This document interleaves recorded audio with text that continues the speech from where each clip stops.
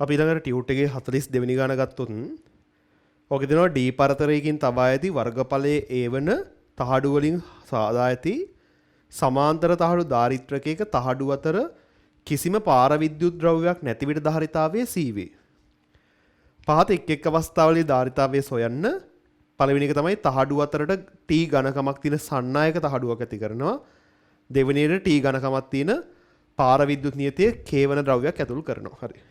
හොඳට බලා ගන්න. මොකද මේ කරන්න යන කොටසේ මේ ගණන් වර්ගයක් මේ ගණන් වර්ගයෙන් සෑහෙන්න විභාග MCQ ප්‍රශ්න තියෙනවා.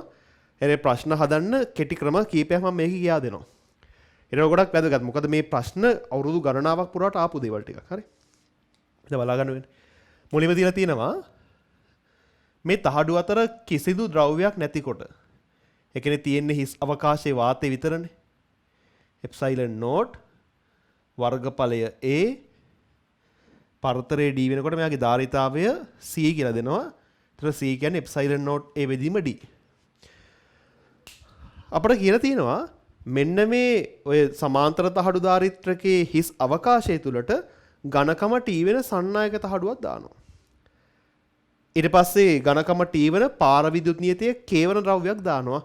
එතකොට හොයන්න කියලා තියෙන්නේ ධාරිතා ටික. බලන්න මම කරන්නදී. මම මුලින්ම දාන්නම්කෝ පළවෙනි එකේ සන්නායක තහඩුවක් දාන එකනේ. 32 වෙනි ගාන පළවෙනි එක සන්නායක තහඩුවක් දානවා. හරි මට යාළුවෝ කොට අඳින්නම්. මේ වගේ සමාන්තර තහඩු ධාරිත්‍රකයේ තියෙනවා. මට පරතරක් එක්ක අඳිනවා. මෙන්න මේ තහඩු ධාරිත්‍රකය අතරට ඝනකම t වන සන්නායකයක් දානවා. මේක ලෝහ තහඩුවක්. එහෙනම් මෙතන තියෙන්නේ වාතය, මෙතනක් තියෙන්නේ වාතය, මෙතන තියෙන්නේ ලෝහ.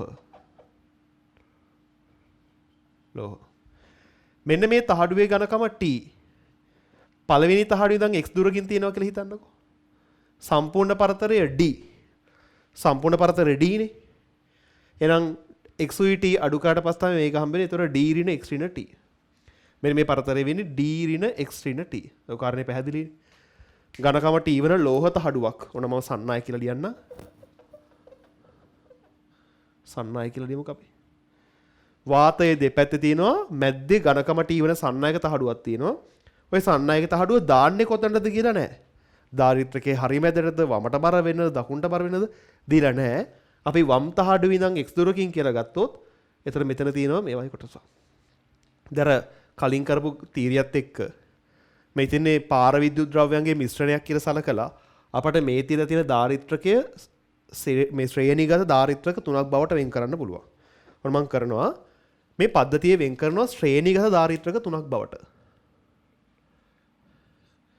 ඒතර වාතය පිරිච්ච ධාරිත්‍රකයක් තියෙනවා ඝනකම x. මෙයා. ඊට පස්සේ සන්නායකයක් පිරිච්ච මෙතන සන්නායක ද්‍රව්‍යයක් පිරිච්ච ධාරිත්‍රකයක් තියෙනවා ඝනකම t. ආපහු වාතය පිරිච්ච ධාරිත්‍රකයක් තියෙනවා ඝනකම d ඍණ x ඍණ t. කොහොමද තියනවා කියලා පැහැදිලිනේ. දැන් පොඩ බලන්න මේ මෙන්න මේ ධාරිත්‍රකයේ ධාරිතාවය ලියන්න පුළුවන් නේ c1 කියලා. c1 සමානයි එප්සයිලන් නෝට් a බෙදීම x වර්ගඵලයම a කියලා ගන්නවා. මෙයාගේ ධාරිතාවය c2 කියලා ගත්තොත් ලියන්න පුළුවන් මේ විදිහටම එප්සයිලන් නෝට් a බෙදීම d ඍණ x ඍණ t. දැන් පොඩ බලන්න මේ තියෙන්නේ ඇත්තරම ධාරිත්‍රකයක්ද? ධාරිත්‍රකයක් නම් අනිවාර්යෙන් වෙන්න ඕනි දෙපැත්තේ තියෙන සන්නායක තහඩු දෙක අතර පාර විද්‍යුත් ද්‍රව්‍යයක් තියෙන්න ඕනි. ඒක මේ සන්නායක තහඩු දෙක අතර ආරෝපණ ගමන් කරන්න බැරි වෙන්න ඕනි. දැන් මේකේ දෙපැත්තේ තිබෙන සන්නායක තහඩු දෙක අස්සේ තියෙන සන්නායකයක්. එතකොට මේ තියෙන ධාරිත්‍රකයක් නෙමෙයි. එතකොට මෙතන තිබෙන ආරෝපණ වලට මෙතනට අවිල්ලා එහා පැත්තට යන්න පුළුවන්. ඒතර මේ ධාරිත්‍රකයක් නෙමෙයි. ධාරිත්‍රකයක තියෙන අනිවාර්ය කාරණේ තමයි මෙහෙම දෙපැත්තේ ආරෝපණ රැඳෙනකොට ඔය ආරෝපණ එකිනෙක හුවමාරු වෙන්න බෑ. ඉතින් මෙතන හුවමාරු වෙන්න පුළුවන් නේ සන්නායකයක් නේ. ඉතින් එහෙනම් මේ වගේ සන්නායක ද්‍රව්‍යයක් දෙපැත්තේ තහඩු දෙකක් නිකන් මතක් කරගන්න. යකඩ කුට්ටියක් තියෙනවා. යකඩ කුට්ටියේ දෙපැත්තේ යාපහු යකඩ තහඩු දෙකක් ගහලා දෙපැත්තට කේබල් එකක් දාලා. ඉතින් එච්චර මහන්සි වෙන්න ඕනේ නැහැ. අපට මේක කෙලින්ම මෙතන නිකන් සන්නායක කම්බියක් තියෙනවා කියලාම හිතන්න පුළුවන් නේ. බලන්න ඇත්තටම ඉලා තියෙන එක නෙමෙයිද කියලා. මේ අර ආපම දින රූපේ මෙන්න මෙහෙමනේ තිබ්බේ. මේ මැද්දේ තියෙන්නේ තනි සන්නායකයක්. මේ නිකන් යකඩ කුට්ටියක් දෙපැත්තේ යකඩ තහඩු දෙකක් දාලා කේබල් එකක් ගැහුවා වගේ. යකඩ කුට්ටියක් තියෙනවා යකඩ තහඩු දෙකක් ගැට ගහලා දෙපැත්තට සන්නායක සම්බන්ධ කරලා. ඉතින් එහෙම තිබ්බත් එකයි මෙහෙම තිබ්බත් එකයි. ඉතින් ඒ කියන්නේ මෙන්න මේ පද්ධතිය අපට අවසානයේ මෙන්න මෙවැනි පද්ධතිය බවට පත් කරන්න පුළුවන්. බැලූ බැලමට පේනවා ශ්‍රේණිගත දාරිත්‍රක තුනක් කියලා. නමුත් ඇත්තට මේ මැද්දෙන් ලැබෙන කෙනා දාරිත්‍රකයක් නෙමෙයි මේක නිකන් සන්නායකයක්. ඒ නිසා මේ මැද්දේ තිබුණු කොටස වෙනුවට කෙලිම සන්නායක කම්බියේ තියෙනවා කියලා හිතන්න පුළුවන්. දැන් අපට හොයන්න තියෙන්නේ මෙන්න මේ දාරිත්‍රක දෙකේ ශ්‍රේණිගත ප්‍රතිරෝධය. මේ ධාරිතාවේ C1 නම් මේ ධාරිතාවේ C2 නම් මම C dash කියලා ගන්නම්. ඒතර එකයට C dash සමානයි එකයට C1 ධන එකයට C2. ධාරිතාවය කියන්නේ එප්සයිලන් a බෙදීම d. එහෙනම් එකයට C කියන d බෙදීම එප්සයිලන්. මෙයාගේ පරතරය x. x බෙදීම වාතේ හින්දා එප්සයිලන් not a. අරයාගේ පරතරය d ඍණ x ඍණ t බෙදීම එප්සයිලන් not a. ඉතින් එප්සයිලන් not a පොදු සාධක කරගත්තොත් x ධන d ඍණ x ඍණ t. x කැපිලා යනවා. අපට c dash සඳහා ප්‍රතිඵලයක් එනවා එප්සයිලන් not a බෙදීම d ඍණ t කියලා. මෙන්න මේ දීලා තියෙන දාරිත්‍රකය අතරට ඝනකම t වන සන්නායක තහඩුවක් දැම්මොත් ලැබෙන නව ධාරිතාවය එප්සයිලන් not a බෙදීම d ඍණ t. නිකන් හරියට මෙහෙම හිතන්න පුළුවන් නේද? දැන් මේ මෙහෙම තියෙන කෙනෙක් අමතක කරන්නකෝ. මෙන්න මේ වගේ සමීකරණයක් දිහා බලලා වර්ගඵලය a කියලා හිතන්න පුළුවන් පල්ලෙහා තියෙන්නේ පරතරයනේ. පරතරය d ඍණ t උනා කියලා හිතන්න පුළුවන්. කලින් පරතරය d ඝනකම t වන සන්නායක තහඩුවක් දැම්මොත් ඒ දාරිත්‍රකයේ සපල ඝනකම නැත්නම් සපල පරතරය t වලින් අඩු වුණා කියලා හිතන්න පුළුවන්. නැත්නම් සන්නායක තහඩුවේ ඝනකමට සමාන ප්‍රමාණයකින් අඩු වුණා කියලා හිතන්න පුළුවන්. මේක නෙලා තියෙන්නේ. කලින් පල්ලෙහා තිබුණේ d දැන් පල්ලෙහා තියෙන d ඍණ t. d ඍණ t කියලා කියන්නේ කලින් තිබ්බ පරතරයෙන් සන්නායක තහඩුවේ ඝනකම අඩු වෙලා. ඔන්න ඔය කාරණේ මතක තියාගන්න. සමාන්තර තහඩු MCQ වලට වැදගත්. සමාන්තර තහඩු දාරිත්‍රකයක තහඩු දෙක අතර මැද්දට කිසියම් සන්නායක තහඩුවක් දැම්මොත් එම සන්නායක තහඩුවේ ඝනකමට සමාන ප්‍රමාණයකින් දාරිත්‍රකයේ තහඩු අතර පරතරය අඩු වුණා කියලා හිතන්න පුළුවන්. ආයි කියන්නද මම? සමාන්තර තහඩු දාරිත්‍රකයක තහඩු අතරට සන්නායක තහඩුවක් දැම්මොත් සන්නායක තහඩුවේ ඝනකමට සමාන ප්‍රමාණයකින් දාරිත්‍රකයේ තහඩු අතර පරතරය අඩු වුණා කියලා හිතන්න පුළුවන්. තහඩු අතර පරතරය අඩු වෙනවා කියන්නේ ධාරිතාවයේ වැඩි වෙනවා. ඒ කියන්නේ දාරිත්‍රකයක තහඩු අතර මැද්දට සන්නායක තහඩුවක් දැම්මොතින් ධාරිතාවයේ වැඩිවීමක් සිද්ධ වෙන්නේ. ඔය කාරණේ මතක තියාගන්න. දාරිත්‍රකයක තහඩු අතරට සන්නායකයක් දැම්මොත් ධාරිතාවයේ වැඩි වෙනවා. ඒ ධාරිතාවය වැඩි වීම අපට තවත් ඉදිරි හිතන්න පුළුවන්. තහඩුවේ ඝනකමට සමාන ප්‍රමාණයකින් දාරිත්‍රකයේ තහඩු අතර පරතරය අඩු වුණා කියලා හිතන්න පුළුවන්. හිතන කලින් දාරිත්‍රකයේ පරතරය සෙන්ටිමීටර් 10ක් තිබ්බා කියලා. කලින් පරතරය අපි ඝනකම සෙන්ටිමීටර් 3ක් වන තහඩුවක් දැම්ම කියලා හිතන්න. එහෙනම් නව පරතරය 10න් 3ක් අඩු කළ සෙන්ටිමීටර් 7යි කියලා අරගෙන ධාරිතාව ලියන්න පුළුවන් එප්සයිලන් not a බෙදීම 7ක් කියලා ලියන්න පුළුවන්. කෙලින් එහෙම ලියන්න පුළුවන්. ඔන්න ඔය දේ මතක තියාගන්න ඕනේ විභාග MCQ වලට එක අවුරුද්දකෝක අහලා තිබ්බා. ඉතින් විභාගෙදී මේ වගේ සමීකරණ හදින්න ගියොත් අමාරුයිනේ. අරකටක් ගාලා මතක තියාගන්න. තහඩුවේ ඝනකමට සමාන ප්‍රමාණයකින් තහඩුව අතර පරතරය අඩු වුණා කියලා හිතන්න පුළුවන්. හරි. හදාගන්න මේ රූපෙත් දාලා මේ ටික ඕනේ.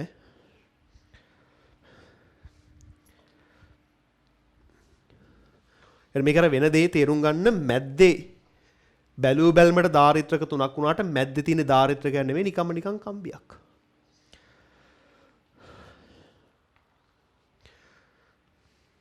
හරි එහෙම ලියන්න.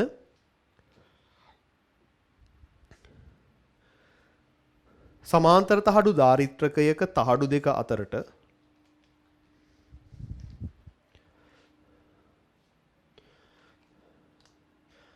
සමාන්තර තහඩු දාරිත්‍රකයක තහඩු දෙක අතරට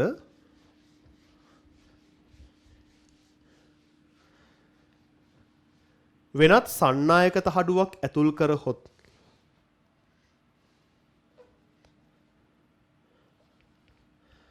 වෙනත් සන්නායක තහඩුවක් ඇතුල් කළහොත්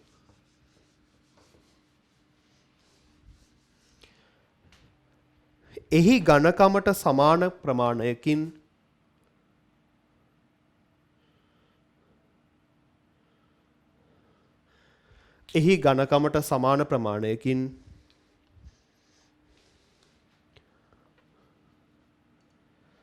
දාරිත්‍රකයේ තහඩු අතර පරතරය අඩු වූයේ යයි සැලකිය හැක.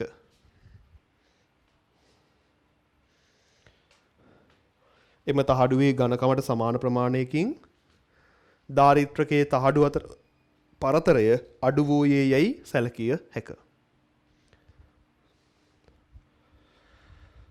හරි. අපි දෙවෙනි කොටසට යන්න බලන්න.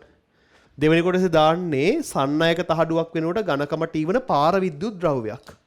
මම පා කියලා ලියන්නම් පාර විද්‍යුත් ද්‍රව්‍යයක් කියන්නේ. කලින් වගේම ශ්‍රේණිගත තුන්දෙනෙක් කියලා සලකලා කෑලි තුනකට කඩමු.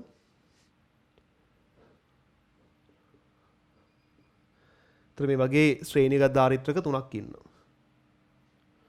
හරි. දැන් මේකෙදි නම් අර කලින් කරපු සෙල්ලම කරන්න බෑ හරි. ඒ කියන්නේ කලින් අපි මේ මැද්දේ සන්නායකවට පස්සේ මේ මැද ධාරිත්‍රකේ නෑ කියලා හිතුවානේ. මෙතන එහෙම නෑ. මොකද පාර විද්‍යුත් ද්‍රව්‍යයක් දාන්නේ. මෙතන පාරවේත්තාව එප්සයිලන් නෝට්. මෙයාගේ පාර විද්‍යුත් නියතයේ K කියනවා. එහෙනම් එයාගේ පාරවේත්තාවය K එප්සයිලන් නෝට්. මෙයා එප්සයිලන් නෝට්. මෙයා x ඝනකමක් t ඝනකමක් මෙයා d ඍණ x ඍණ t ඝනකමකින් යුක්තයි. ඉතින් අර මෙතන මේ ධාරිත්‍රකයේ සන්නායකයක්සේ සලකන්න බෑ. මොකද මෙතන ඇත්තට තියෙන්නේ පරිවර්ග ද්‍රව්‍යයක්. මේක ධාරිත්‍රකයක්සේ හැසිරෙනවා. ඉතින් මෙයාගේ ධාරිතාවය හොයන්න ශ්‍රේණිගත තුන් දෙනෙක් ඉන්නේ. මම එයාගේ ධාරිතාවය C ඩබල් ඩෑෂ් කියලා ගන්නම්. එකට C ඩබල් ඩෑෂ් සමානයි එකට C1 ධන, එකට C2 ධන, එකට C3. C1 x බෙදීම epsilon naught a. C2 t බෙදීම k එප්සයිලන් නෝට් a. හරි. මෙන්න මේ තියෙන සමීකරණය පරස්පරය ගහලා ලියන්නේ. උඩයට මාරු කළා. C3 කියන්නේ d ඍණ x ඍණ t එප්සයිලන් නෝට් a. ඔන්න ඔහම එනවා. මේක දැන් සුළු කරන්න තියෙන්නේ. මම මොලි මෙන්න මේ දෙන සුළු කරන්නම්කෝ. මේ දෙන්නව. මේ දෙන එකතු කරන්න පුළුවන් නේ. එප්සයිලන් නෝට් a කුඩා පොදු ගුණාකාර අරගෙන. මේ දෙන්නව. එතන උඩ තියෙන්නේ x ධන d ඍණ x ඍණ t. මම මෙතන පොඩි දෙයක් කරගන්නවා මෙහෙම. දැන් මෙතන පල්ලෙහා තියෙන k එප්සයිලන් නෝට් a නේ. පල්ලෙහා තියෙන k මම උඩහට දෙනවා. එතන ඕක ලියන්න පුළුවන් අපිට t බෙදීම k එප්සයිලන් නෝට් a කියලා. මම හිතන්නේ ඒක වැරද්ද නෑ. හරි මේ x බෙදීම y හිතනකො a වලින් බෙදෙනවා කියලා. එතන මේ y පල්ලෙහාට ගිහිල්ලා x බෙදීම a y වෙනවා. ඒක අනිත් පැත්තට හිතුවොත් මෙන්න මේ පල්ලෙහා ඉන්නේ උඩහ කෙනාට බෙදීමක් සේදෙනවා කියලා හිතන්න පුළුවන්.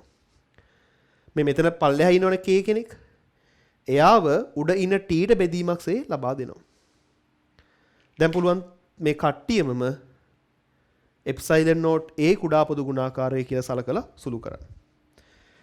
එහෙම කරද්දි මෙතන x කැපෙනවා. එතන එනවා 1 යට c ඩබල් ඩෑෂ් සමානයි එප්සයිලන් නෝට් a. මෙතනින් එනවා d ඍණ t. මෙතනින් එනවා t බෙදීම k. හරි. උතනකන් සුළු කරගන්න බලන්න.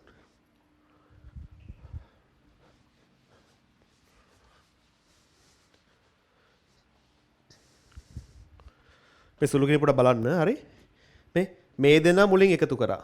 මොකද පොදු සාධක කියන්නේ හරිය තියෙන එප්සයිලන් නෝට් එකනේ. මෙතන k එප්සයිලන් නෝට් එක කෙනා එකතු කරන්න ගියම කරදරින් හින්දා k උඩහට වාර දුන්නා. t බෙදීම k කියලා. t බෙදීම k එප්සයිලන් නෝට් a. දැන් දෙන්නගේම පොදු හර එප්සයිලන් නෝට් a එකතු කරා. හරි. තියෙන එකක් එකයට c ඩබල් ඩෑෂ් සමානයි එප්සයිලන් නෝට් a d මෙතන මේ දෙන්නෙක් ඉන්නෝනේ ඍණ t සහ t බෙදීමක මම ඒ දෙන්නගෙන් පිටට ගන්නම් ඍණ t. දැන් එහෙම කරන්නේ වගේ හිතෙයි බලන්න අවසානයේ කරාට පස්සේ මොකක්ද වෙන්නේ කියලා. ඍණ t පිටට ගන්නවා. උඩින් දෙන්නගෙන්. ඍණ t වලින් ඍණ t පිටට ගත්තට පස්සේ ඉතුරු වෙන්නේ 1යි. හරි. ධන t බෙදීම k ගෙන් ඍණ t පිටට ගත්තට පස්සේ ඍණ 1 යට k. ඍණ 1 යට k. ඔන්න ඔහම එනවා. ඔන්න වරහන් ඇරලා බලන්න එනව නේද කියලා අපහු මේ. ඍණ t වරක් එක ඍණ t ඍණ t වරක් ඍණ 1 යට k ධන t බෙදීම k. වැඩේ හරි. ධාරිතාවය හොයන්න පරස්පරය ගන්න c ඩබල් ඩෑෂ් සමානයි එප්සයිලන් නෝට් a d ඍණ t වතාවක් 1 ඍණ 1 යට k. මේ 1 ඍණ 1 යට k කියලා ලිව් එකේ හේතුව මම ඊළඟට කරන විස්තරිත තේරෙනවා. ඔය එක හදාගන්න බලන්න. ඔන්න පරිවාරක තහඩුවක් දැම්මට පස්සේ ධාරිතාවය හරි.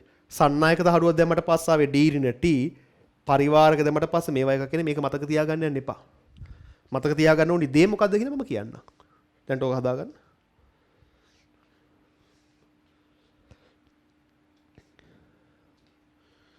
හරි. දැන් බලාගන්න. මේකෙන් කොහොමද අපි නිගමනය කරන්න කියලා. මේ k කියන්නේ පාර විද්‍යුත් නියතයනේ. වාතය සඳහා පාර විද්‍යුත් නියතය 1යි. අනෙකුත් සෑම ද්‍රව්‍යයකටම පාර විද්‍යුත් නියතය 1ට වඩා වැඩි. 1.5 2 2.5 ඔම යන්නේ. නිකමට හිතන්නකෝ k දෙකක් වෙනවා කියලා හිතෙන් ගන්න. හරි හිතෙන් ගමු. k දෙකක් නම් තියෙන්නේ 1 ඍණ භාගය නේද? 1 ඍණ භාගය කියන්නේ භාගයයි.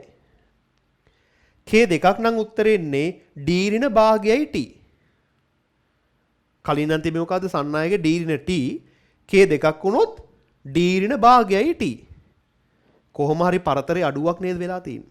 මේ මම නිකන් ලියන්න මෙහෙම. k දෙකක් නම් c ඩබල් ඩෑෂ් ඉන්නේ එප්සයිලන් නෝට් with a d ඍණ භාගයයි t. k තුනක් නම් දාලා බලන්න. 1 ඍණ 3න් 1. එකෙන් 3න් එකක් ගියාම 3න් 2යි. එතකොට එන්නේ d ඍණ 3න් 2යි t. k තුනක් නම් c ඩබල් ඩෑෂ් සමානයි එප්සයිලන් නෝට් a d ඍණ 3න් 1යි t. sorry 3න් 2යි t. k ට 4ක් දාලා බලන්න. 1 ඍණ 4න් 1 4න් 1ක් ගියට පස්සේ 4න් 3යි. k 4ක් නම් c ඩබල් ඩෑෂ් සමානයි එප්සයිලන් නෝට් a d ඍණ 4න් 3යි t. පේනවද මෙතනත් අවසානයේදී තහඩු දෙක අතර සපල පරතරය අඩුවීමක් වෙලා තියෙන්නේ. කලින් තහඩු දෙක අතර පරතරය d දැන් හරියට d ඍණ භාගයයි t d ඍණ 3න් 2යි t d ඍණ 4න් 3යි t. සපල පරතරය අඩුවීමක් වෙන්නේ. ඉතින් සපල පරතරය අඩුවීමක් වෙනවා කියන්නේ ධාරිතාවය වැඩි වෙනවා කියන එක. ඕන හිතන්න පුළුවන් හරය අඩු වෙනවනේ. හරය අඩු වෙනවා කියන අගේ වැඩි වෙනවා. කලින් අපට හම්බ වුණා සන්නායක තහඩුවක් දැම්මමත් සපල පරතරය අඩු වුණා. ඒ කියන්නේ ධාරිතාවය වැඩි වුණා. දැන් දානවා පාර විද්‍යුත් තහඩුවක්. අපි ලේසියට පරිවාරක කියලා කියමු. පරිවාරක තහඩුවක් දැම්මත් මෙන්න ධාරිතාවය වැඩි වෙනවා. පුතේ මතක තියාගන්න ඕනේ මෙන්න මේ කාරණේ. මේක තමයි වැදගත්ම දේ. සමාන්තර තහඩු ධාරිත්‍රකයක තහඩු අතරට මොකක් දැම්මත් ඒ කියන්නේ සන්නායකයක් දැම්මත් පාර විද්‍යුත් ද්‍රව්‍යයක් දැම්මත් ධාරිතාවය වැඩි වෙනවා. ඉතා වැදගත්. සන්නායක ධාරිත්‍රකයක තහඩු දෙක අතරට මොනව දැම්මත් ඒක සන්නායකද කියන එක අදාළ නැහැ, පාර විද්‍යුත් ද්‍රව්‍යයක් කියන එක අදාළ නැහැ. මොනව දැම්මත් ධාරිතාවය වැඩි වෙනවා. ඔන්න විශේෂයෙන් මතක තියාගන්න ඕනේ කාරණයක්. ඔයගොල්ලෝ අර සන්නායක එක තව විශේෂයෙන් මතක තියාගන්න ඕනි.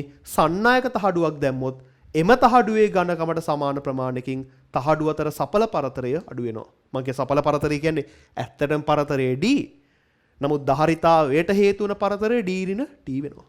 ඉතා වැදගත් ප්‍රතිඵලයක් මේ 42 කතා කරන්නේ. මම නැවත මතක් කරන්නම්. සමාන්තර තහඩු ධාරිත්‍රකයක තහඩු අතරට මොනවා දැම්මත් ධාරිතාවය වැඩි වෙනවා. මොනවා දැම්මත් ධාරිතාවය වැඩි වෙනවා. හැබැයි විශේෂයෙන් සමාන්තර තහඩු ධාරිත්‍රකයක තහඩු අතරට සන්නායක තහඩුවක් දැම්මොත් තහඩු දෙක අතර පරතරය එම තහඩුවේ පරතරයට සමාන ප්‍රමාණයකින් අඩු වෙනවා. ඊට වැදගත් කාරණයක්. දාගන්න මේ ටික. ඕන නිකන් පැත්තක මේ කේට එකපාරට මේ බයෝ කරන කෙනෙක්ට මේ ප්‍රකාශනයේ සංකීර්ණ වගේ තේරෙනවා. කේට අගයන් දැම්මට පස්සේ හරිම ලේසි කියලා තේරෙනවා. ඕනනම් කේට අගයන් දාලා නිකන් උදාහරණ වගේ දාලා තියන. ඒතර තේරෙනවා මේ මොකක්ද උනේ කියලා. නැත්නම් මේ සංකීර්ණ ප්‍රකාශන දිහා දැක්කම පොඩ්ඩක් බය හිතෙන්න පුළුවන්. එකපාරට කෙනෙක්ට තර්ක කරන්න අමාරුයි ධාරිතාව වැඩි වෙන හැටි. අර වගේ ඉලක්කම් ටිකක් දාලා ලේසියෙන් හිතන්න පුළුවන්. මොකක් හරි හදාගන්න මේක. හරියන්නේ මෙහෙම. මේ අනුව සමාන්තර තහඩු ධාරිත්‍රකයක තහඩු දෙක අතරට මේ අනුව සමාන්තර තහඩු ධාරිත්‍රකයක තහඩු දෙක අතරට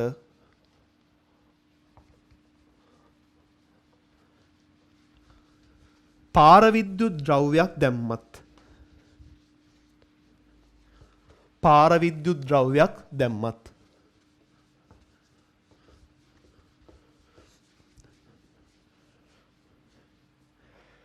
ධාරිතාවය වැඩි වේ.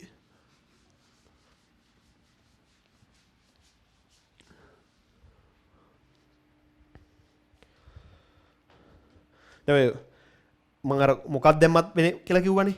ඕකෙදි මේ ගාන්ට මේ උඩ ඉඳන් පල්ලෙහාටම තියෙන්න ඕනේ නැහැ. හරි. අලුතින් දාන කෙනා ආගන්තුක කෙනා මෙම උඩ ඉඳන් පල්ලෙහාටම පිරලා තියෙන්න ඕනේ නැහැ. මෙම චුට්ටක් තියෙනවා කියලා හිතන්න. ඔහොම වෙනවා කියලා හිතන්න. ඒත් ධාරිතාවය වැඩි වෙනවා. මෙහෙ නිකන් මුල්ලකට පොඩි එකක් සෙට් කරනවා කියලා හිතන්න. ඒත් ධාරිතාවය වැඩි වෙනවා. හරි. උඩ ඉඳන් පල්ලෙහාටම තියෙන්න ඕනේ නැහැ. කොහේ හරි පොඩි තැනකට ආගන්තුක දෙයක් සෙට් වුණොත් ධාරිතාවය වැඩි වෙනවා. අපි ඒක තරවල රතු පාට පැනෙල් ලියා ගමු. සමාන්තර තහඩු ධාරිත්‍රකයක තහඩු අතරට සමාන්තර තහඩු ධාරිත්‍රකයක තහඩු අතරට කුමක් ඇතුල් කළත් කුමක් කියන්නේ එක්ක සන්නායක එක්ක පාරවිද්‍යුත් ද්‍රව්‍යයක්. කුමක් ඇතුල් කළත්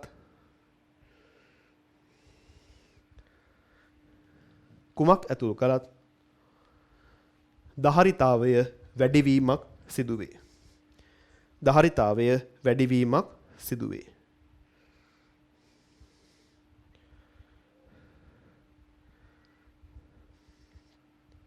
හරි. දැන් 43 දීලා තියෙනවා මේ වගේ පාරවිද්‍යුත් ද්‍රව්‍යයක් ඇතුල් කළා P සහ Q අතර විභව අන්තරය අහලා තියෙනවා. නේද? ඇත්තට මේකේ ධාරිතාවය හොයන්න ඕනි. අපිට ධාරිතාවය හොයින් නැතුව අපි හොයාගත්ත උත්තරේ දාමු. හරි. එතන ඔය 42 අන්තිමට කරපු ප්‍රතිඵලය ගමු අපි. ධාරිතාවය සමානයි එප්සයිලන් නෝට් A D ඍණ T 1 ඍණ 1 යට K. විභවාන්තරය හොයන්න එපයි. Q සමානයි CV. Q දන්නේ C කියන්නේ මෙයා. එප්සයිලන් නෝට් A බෙදීම මම නම් මේක ප්‍රසාරණය කරන්න D ඍණ T ධන T බෙදීම K. මොන ධාරිතාවය සීට ලිව්වා වරක් V. V යුක්ත කරන්න ඕනි. මෙයා මෙහෙට වැඩි කරන්න මෙයා මෙහෙට ගන්න. ඒතර Q බෙදීම එප්සයිලන් නෝට් A වෙනවා. හරි. මෙයා මෙහෙට එනවා. හරින් එක නම් මෙහෙට වැඩි වෙනවා. D ඍණ T ධන T බෙදීම K. බලන්න මේ Q බෙදීම A ඉන්නවනේ. ආරෝපණයේ බෙදීම වර්ගඵලය කියන්නේ පෘෂ්ඨික ආරෝපණ ඝනත්වයේ සිග්මා. සිග්මා බෙදීම එප්සයිලන්. Q බෙදීම A. D ඍණ T ධන T බෙදීම K. මේ සූත්‍රය කටපාඩම් කරන්න ඕනේ නැහැ. විභාග ප්‍රශ්නයක හදලා ගන්න ඕනි. නමුත් අර 42 අන්තිමට හදපු ඉඳන් මම ඒක එහෙම ආදේශ කරා. හරි. මෙහෙම ප්‍රතිඵලයක් එනවා. ඉතින් මේ වගේ ප්‍රතිඵලයක් තියෙන්නේ පිළිතුරු අංක 3. පිළිතුර 3. 43ට උත්තරේ වෙන්නේ 3. ඊළඟ 44. සර්වසම ලෝහ තහඩු දෙකක් එකිනෙකට D දුරකින් වෙන්ව සමාන්තර තහඩු ධාරිත්‍රකයක් තනා ඇත. හරි. සර්වසම ලෝහ තහඩු දෙකක් D දුරකින් වෙන් කළා. ඔහොම. එතකොට ධාරිතාවයේ එප්සයිලන් නෝට් A බෙදීම D. මෙන්න මේ පරතරය D. ඔම තියෙනවා. හරි. දැන් දීලා තියෙනවා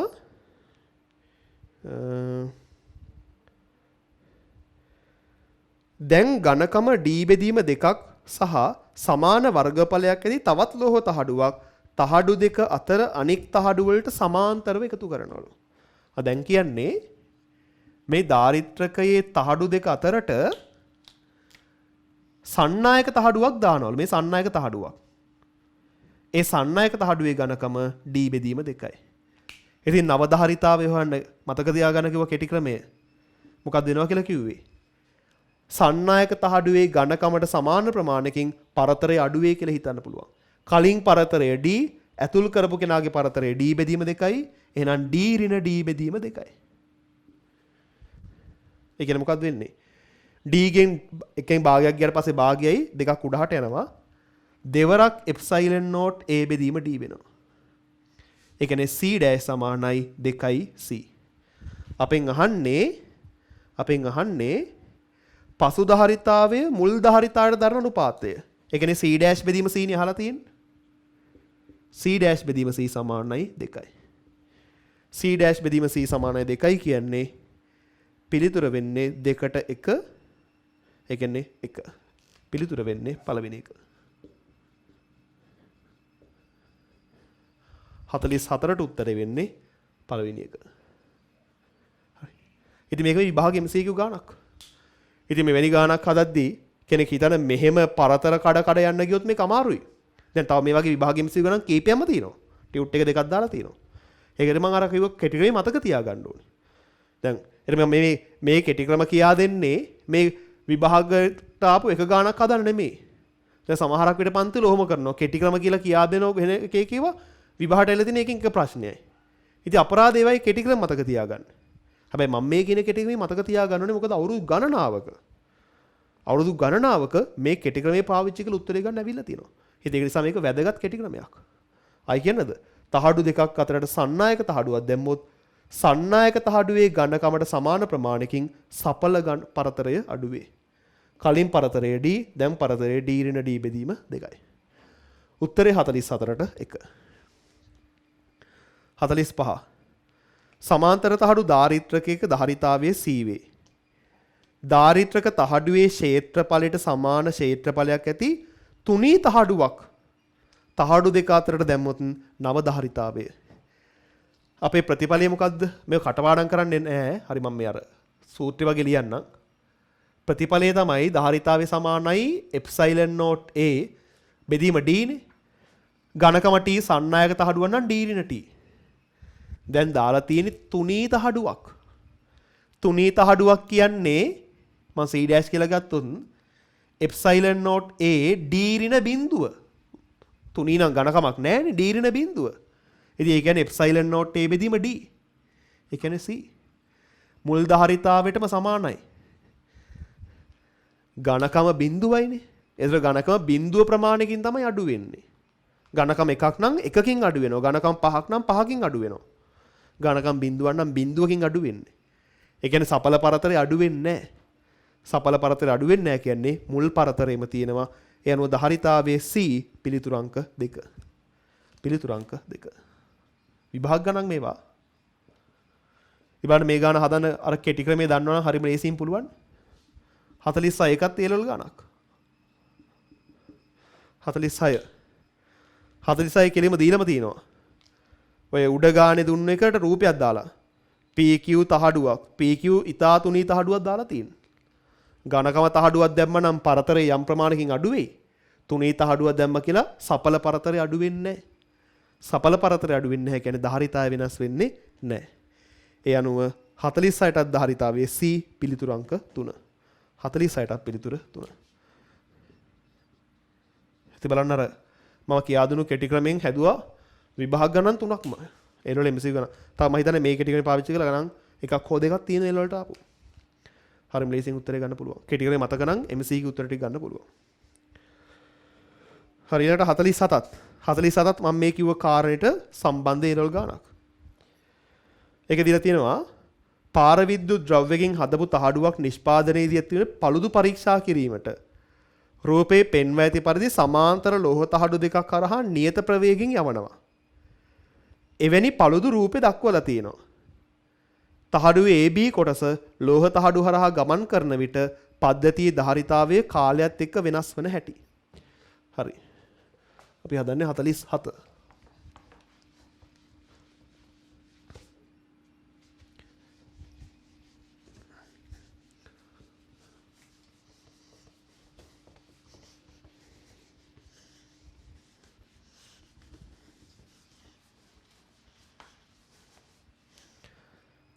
මේ වගේ තහඩුවක් දෙනවා. තහඩුවක් තියෙනවා. ওই තහඩුවේ මේ රූපේ දීලා තියෙනද paludu ඇති වෙලාලු තියෙනවා. එහම කඩතොළු ඇවිල්ලා.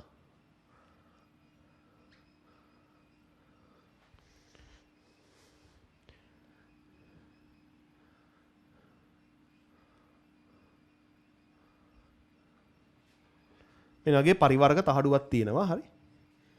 මොකද තියෙනවා? මෙන්න මේ පරිවර්ග තහඩුව මෙන්න මේ වගේ සමාන්තර තහඩු ධාරිත්‍රකයක් හරහා යනවා.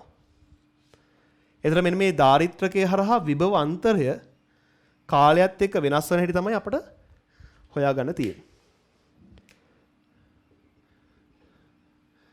දැන් මුලින් පේනවනේ මේ ධාරිත්‍රකයේ අතර මෙන්න මේ වගේ හරි මම මේක උනම් පාට කරනද?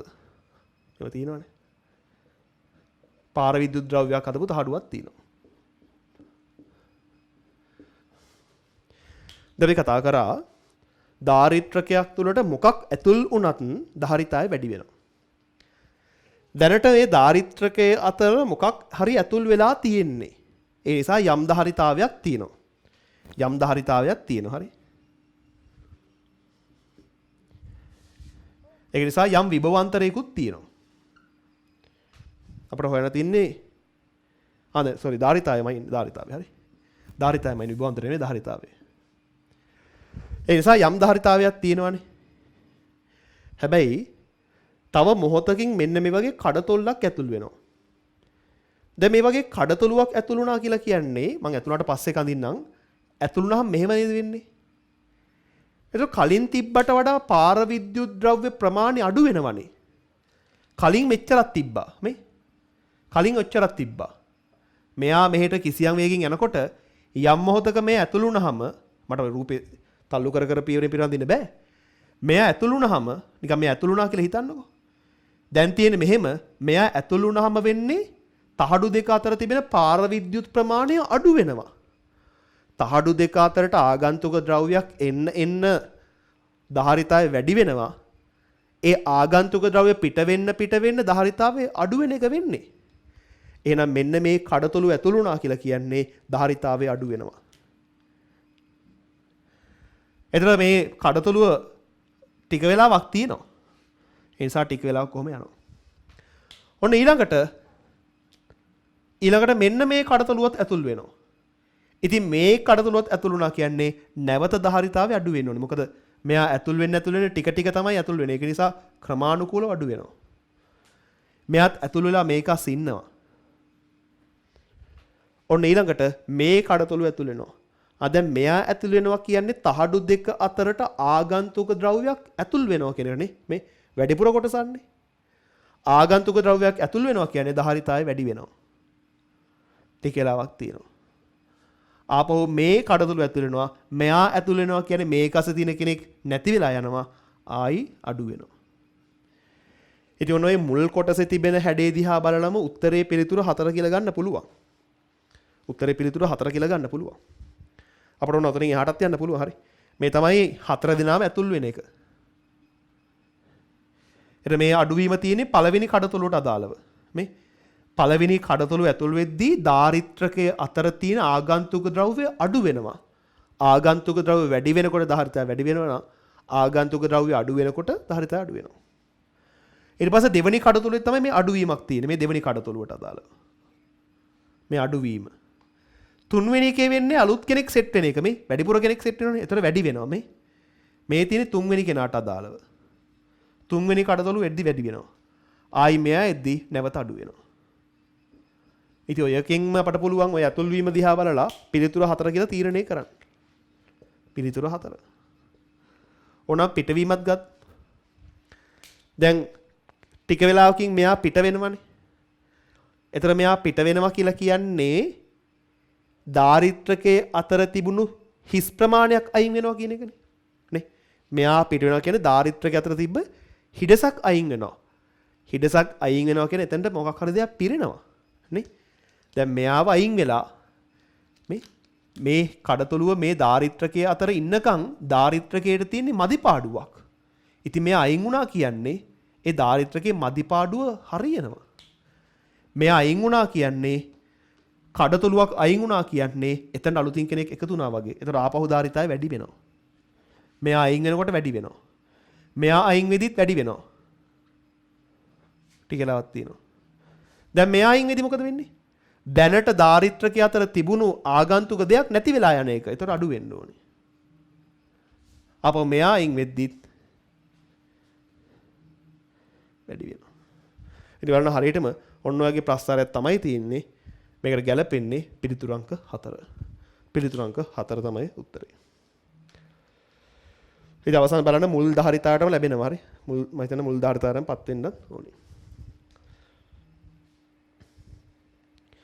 එතන උත්තරේ 47ට 4. ඉතින් බලන්න ඔය අවසානයේ අපි හදපු ගණන් දැන් ඒ වල MCQ ගණන් 4ක්ම හැදුවා. ඔය 4ට මම කිව්ව කෙටි ක්‍රම තමයි මතක තියෙන්න ඕනේ. ඊළඟ 48 ඉඳන් තවත් ගණන් වර්ගයක් තියෙනවා.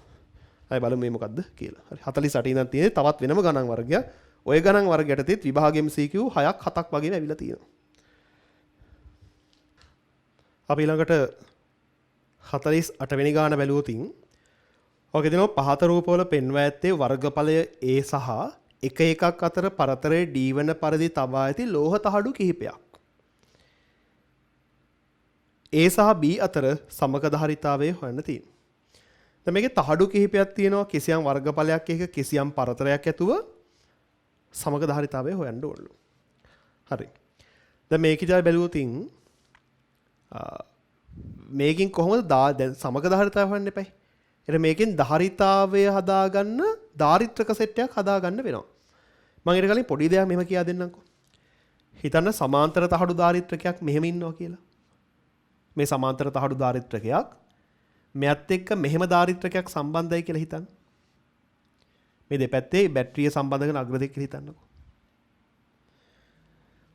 එතකොට මේ අභ්‍යන්තරයේ තියෙන තහඩු දෙක කම්බියකින් යා කරලා තියෙනවා. මේ කම්බිය තව ටිකක් කොට කරා කියලා ප්‍රශ්නයක් වෙන්නේ නැහැ නේද මෙහෙම?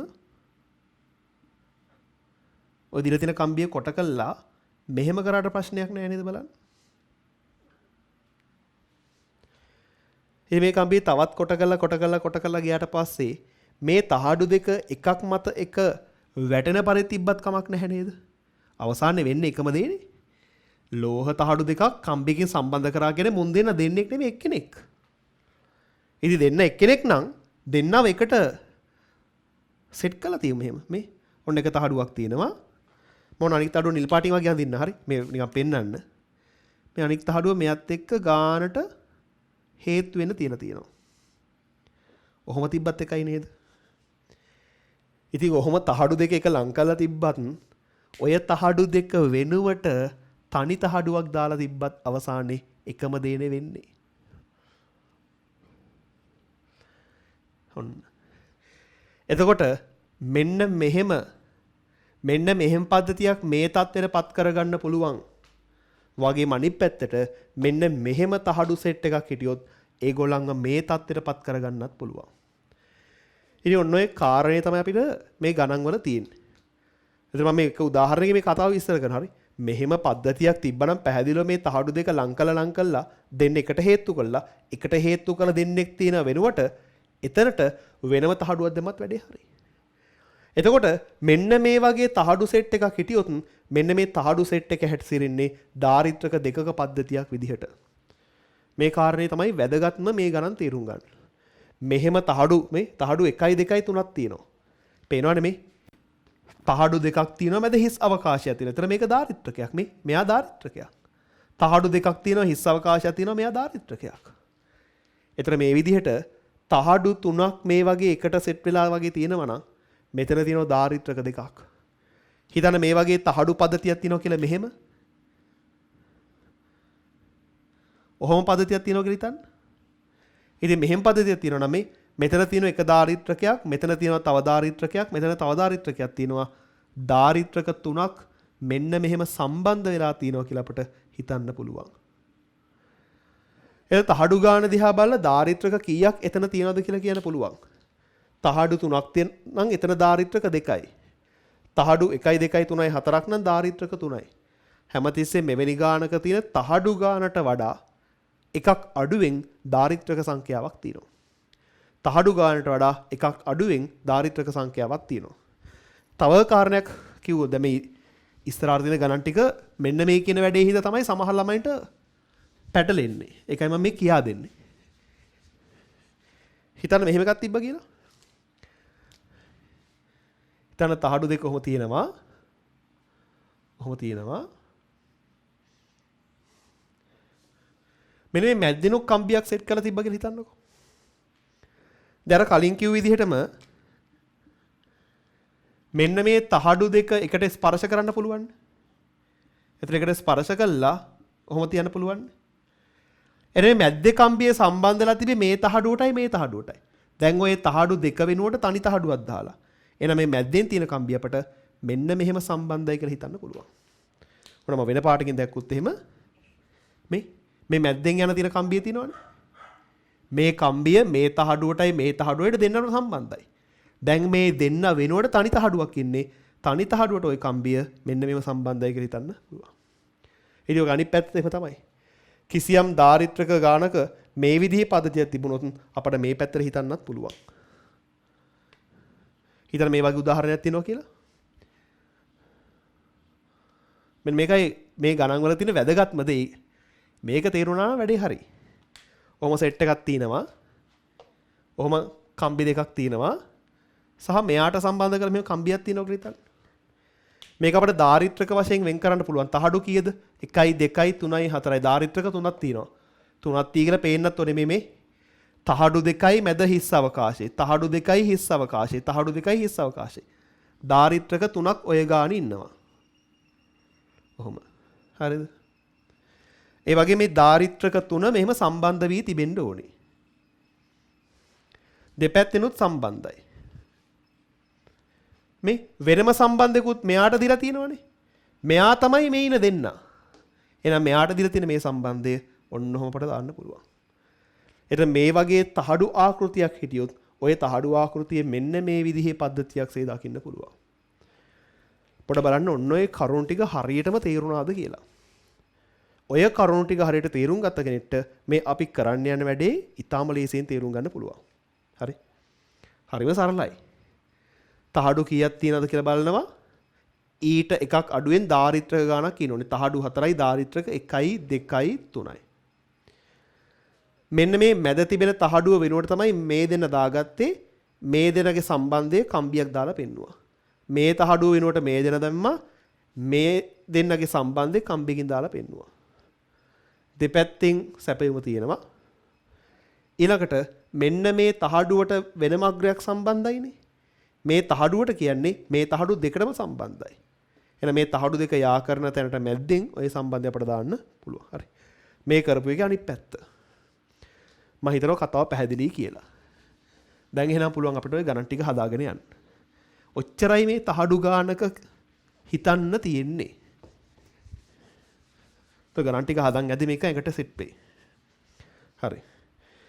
මොයි ටියුට් එකේ තියෙන පිළිවෙල නැතුව මම වෙනම පිළිවෙලකට යන්නම්. 48 තමයි අපි හදන්නේ. පොඩ මම වෙන පිළිවෙලකටත් යන්න. හරි. ඒ නිසා මාත් එක්ක යන්කෝ මේ වැඩේ.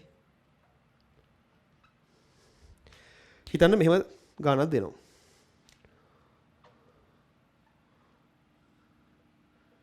ඔන්නම තහඩු තියෙනවා. මෙතන සම්බන්ධ කරලා P අග්‍රේ තියෙනවා කියලා හිතන්න. ඔහොම තියෙනවා කියලා හිතන්න. දැන් අපිට හොයන්න තියෙන්නේ මෙන්න මේ පද්ධතියේ සමක ධාරිතාවය හොයන්න තියෙනවා. හරි. මේ වගේ තහඩු පද්ධතියක් තියෙනවා. තහඩු අතර පරතරය D. මෙතන D මෙතන D වර්ගඵලය A. මෙන්න මේ පද්ධතියේ සමක ධාරිතාවය හොයන්න තියෙනවා. අර මම කිව්ව විදිහට මේ දීලා තියෙන පද්ධතිය දාරිත්‍රක වලට වෙන් කරන්නකෝ. මුලින් බලන්න දාරිත්‍රක කීයද? තහඩු 1යි 2යි 3යි. එහෙනම් දාරිත්‍රක 2යි.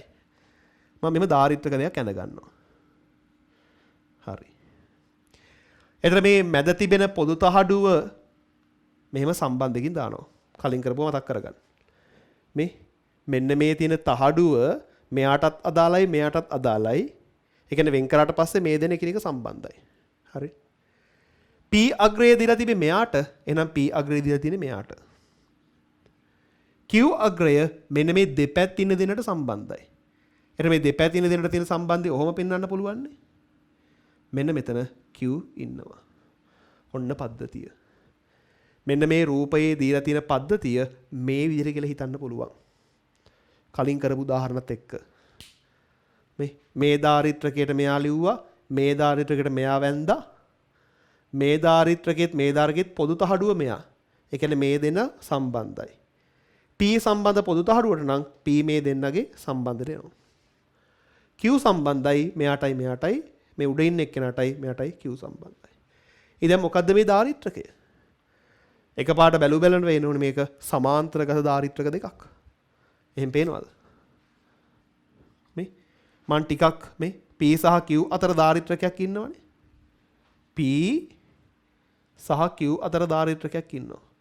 ඔන්නෝම දකින්නේ තමයි ඊළඟ ගේම. ආයි මේ P සහ Q අතර දාරිත්‍රකයක් ඉන්නවා.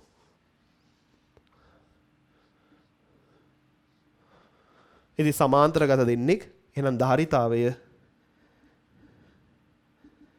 මේ එක්කෙනෙක්ගේ ධාරිතාවයේ C කියලා ගත්තොත් සමාන්තරගත නම් 2C. C කියන්නේ එප්සයිලන් නෝට් A බෙදීම D. ඔන්න මේ පද්ධතියේ ධාරිතාවය. 2 හරි. C කියන්නේ මෙයානේ. මාධ්‍ය එප්සයිලන් නෝට් වර්ගඵලය A පරතරය D. 2 එප්සයිලන් නෝට් A බෙදීම D. හදාගන්න මේ ගාන.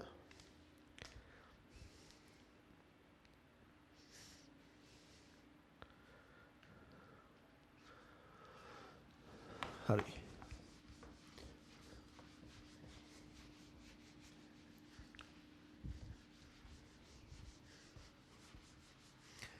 තව ගන්න මම දාන්නම් දෙවෙනි එක මෙහෙම.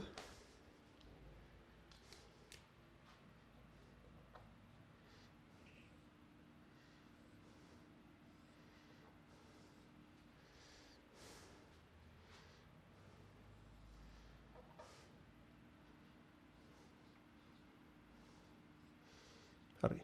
පුළුවන් නම් මම කිව්ව විදිහට වෙන් කරගන්න පුළුවන්ද බලන්න.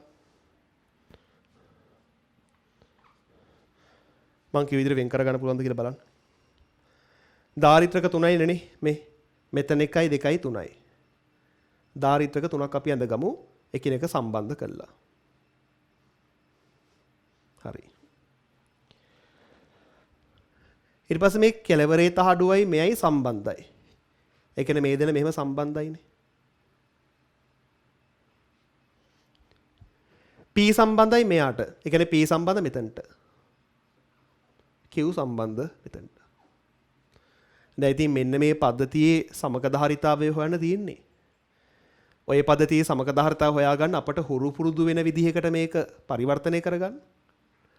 P අග්‍රේ සහ Q අග්‍රේ තියෙනවනේ. අපට හුරු පුරුදු නිකන් සමතලාව තිබ්බනන්නේ. මම එහෙම දාන්නම්කෝ. P සහ Q අතර ඔන්නෝම ඉන්නවනේ දාරිත්‍රකයක් මේ P සහ Q අතර. තව මෙන්න මේ දාරිත්‍රකයේ සහ මේ දාරිත්‍රකයේ ශ්‍රේණිගතයි. මේ දෙන ශ්‍රේණිගතයි. මෙයාගේ කෙලවරකට මෙයා සම්බන්ධයි. ඒ ශ්‍රේණිගත දෙන්න ආපහු P සහ Q ට සම්බන්ධයි. ඒ කියන්නේ මෙහෙම තියෙනවා. මෙන්න මේක තමයි ගොඩක් වෙලාවල ළමයින්ට නිකන් එකපාර තේරෙන්නේ නැත්තේ. ඇත්තටම අමාරු වැඩේ මේ රූපෙන් මේක ගන්න එක. හැබැයි ළමයි අමාරු කරගන්නේ මේකෙන් මෙයාව ගන්න එක. කරුණු දන්න කෙනෙක් අමාරු වෙන විදිහක් නැහැ මේ. P සහ Q අතර කෙලින්ම C දාරිත්‍රකයක් ඉන්නවා. P සහ Q අතර කෙලින්ම C ඉන්නවා. තව C කෙනෙකුයි ශ්‍රේණිගතයි. ඒ ශ්‍රේණිගත දෙන්න P සහ Q ට සම්බන්ධයි මේ. ශ්‍රේණිගත දෙන්නෙක් ඉන්නවා යාමයට සම්බන්ධයි. දැන් ඉතින් මේකේ සමගධාරිතාව හොයන්න පුළුවන්. C ශ්‍රේණිගතයි කියන්නේ C බෙදීම 2යි. එතන මෙතන ඉන්නවා C බෙදීම 2ක්. මෙතන ඉන්නවා C P සහ Q මෙහෙම ඉන්නවා. එහෙනම් සමකධාරිතාව වෙන්නේ දැන් එකතු කරන්න තියෙන්නේ. සමාන්තරගත නම් එකතු කරන්න. C බෙදීම 2යි C එකතු කරාම 3යි C බෙදීම 2යි. C කියන්නේ එප්සයිලන් නෝට් A බෙදීම D. ඔන්න ඔය පද්ධතියේ ධාරිතාවය. ඔය පද්ධති ධාරිතාවය ඔය විදිහට හොයාගන්න පුළුවන්. හරි. මෙතනට ගියා. ඒක පැහැදිලිනේ. ධාරිත්‍රක 3 1 2 3යි.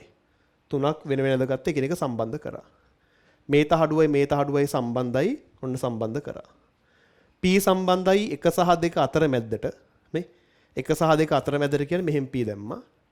Q සම්බන්ධයි 2 සහ 3 අතර මැද්දට Q මෙහෙම දැම්මා. උත්තරේ එනවා.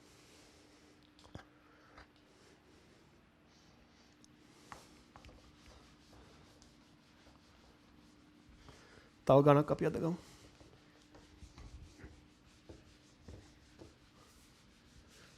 මේ වගේ තහඩු ගණනොත් කීපයක් විවාහට ඇවිල්ලා තියෙනවා. 5ක් 6ක් වගේ ඇවිල්ලා තියෙනවා. හරි. 3. හිතන්න මේවා එකක්. තහඩු 4ක් ඉන්නවා.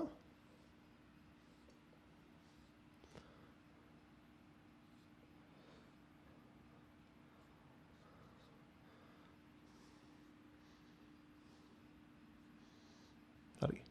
පුළුවන් මේක හදන්න බලන්න. ඔන්න ඔය පද්ධතිය ධාරිතාවය හොයන්න බලන්න.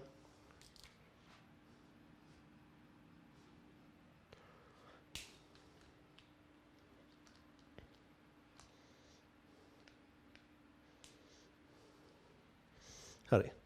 ධාරිත්‍රක 3යිනේ. ඔහොම ඉන්නවා. ඊළඟට Q අග්‍රේ මෙයාටයි සම්බන්ධයි. ඒ කියන්නේ මෙහෙම Q අග්‍රේ තියෙනවා. ඊට පස්සේ මෙහෙම P අග්‍රේ තියෙනවා. ඉතින් මෙන්න මේ පරිපත සටහන අපට හොඳට හුරු පුරුදු කෙනෙක් දැන් Q කියන කෙනා මෙතන හිටියත් Q කියන කෙනා මෙහෙම හිටියත් එකයිනේ තේරෙන්නේ. P කියන කෙනා මෙහෙම හිටියත් මෙන්න මෙහෙම හිටියත් එකයි. අපිට බලන්න ඔය වගේ ධාරිතාවයක් හොයලා නැද්ද කියලා වගේ පද්ධතියක්. මේක විශේෂයෙන් මම කිව්ව මතක තියාගන්න ඕන එකක්. මේක ප්‍රතිරෝධ ගණන් හදද්දිත් කියනවා, ධාරිත්‍ර ගණන් හදද්දිත් කියනවා. මේ සැකැස්ම විශේෂයෙන් මතක තියාගන්න ඕනේ. ඔය සැකැස්ම සමාන්තරගත 3 දෙනෙක්. මේකේ ධාරිතාවය වෙන එක කළා තියෙන. ඒක නිසා මම ආපහු වෙලාව ගන්න නැහැ. මේ සැකැස්ම මෙහෙම සමාන්තරගත 3 දෙනෙක්. Q සහ P.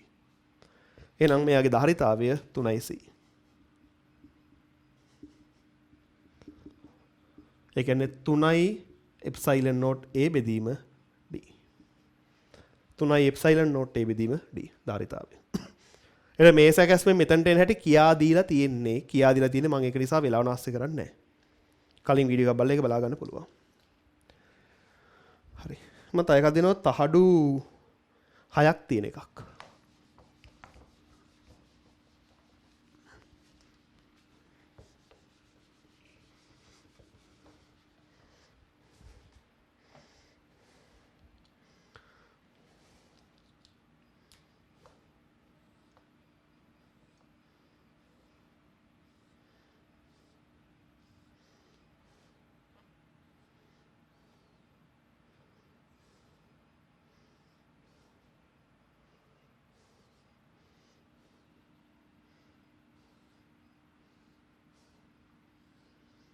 හරි.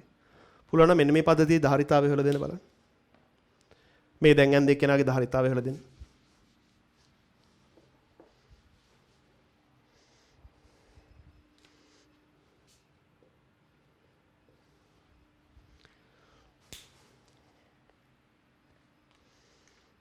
හරි.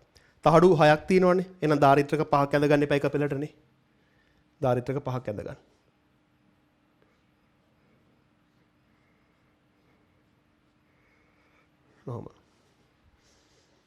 ඊළඟට මේ තහඩුවටයි මෙන්න මෙතනට කියන්නේ මෙහෙම. ඊට පස්සේ මෙතනට කියන්නේ මෙහෙම. මෙන්න මේවට සම්බන්ධ වෙලා ඉන්නවා P අග්‍රය. ඔහොම. හරිනේ. ඊළඟට මෙතනට ඒ කියන්නේ මේ විදිහට. ඊට පස්සේ මෙතනට කියන්නේ මෙහෙම. ඔහොම සම්බන්ධ වෙලා ඉන්නවා Q අග්‍රය. දැන් මෙන්න මේ පද්ධතියේ සමක ධාරිතාවය හොයන්න තියෙනවා.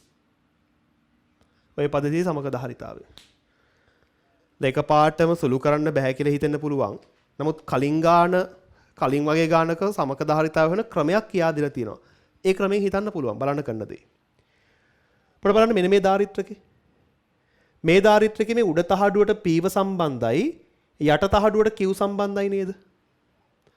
උඩ තහඩුවට P ඉන්නවා යට තහඩුවට මෙහෙම Q ඉන්නවා. මෙයා ගැන හිතන්න දෙවනියා. දෙවනියාගේ උඩ තහඩුවට Q සම්බන්ධයි යට තහඩුවට P සම්බන්ධයි. තුන්වෙනියා උඩ තහඩුවට P සම්බන්ධයි යට තහඩුවට Q සම්බන්ධයි. හතරවෙනියා උඩ තහඩුවට Q සම්බන්ධයි යට තහඩුවට මෙහෙම ගිහිලා P සම්බන්ධයි. පස්වෙනියා උඩ තහඩුවට P සම්බන්ධයි යට තහඩුවට Q සම්බන්ධයි. බැලුවම් පේනවා ඇති මේ ධාරිත්‍රක පහේම එක තහඩුවක් Pට සම්බන්ධයි එක තහඩුවක් Qට සම්බන්ධයි. දැන් ඔක එකපාර එහෙම කිව්වට තේරෙන්නේ නැත්නම් මම පාට කරන්නම්කෝ ඕක.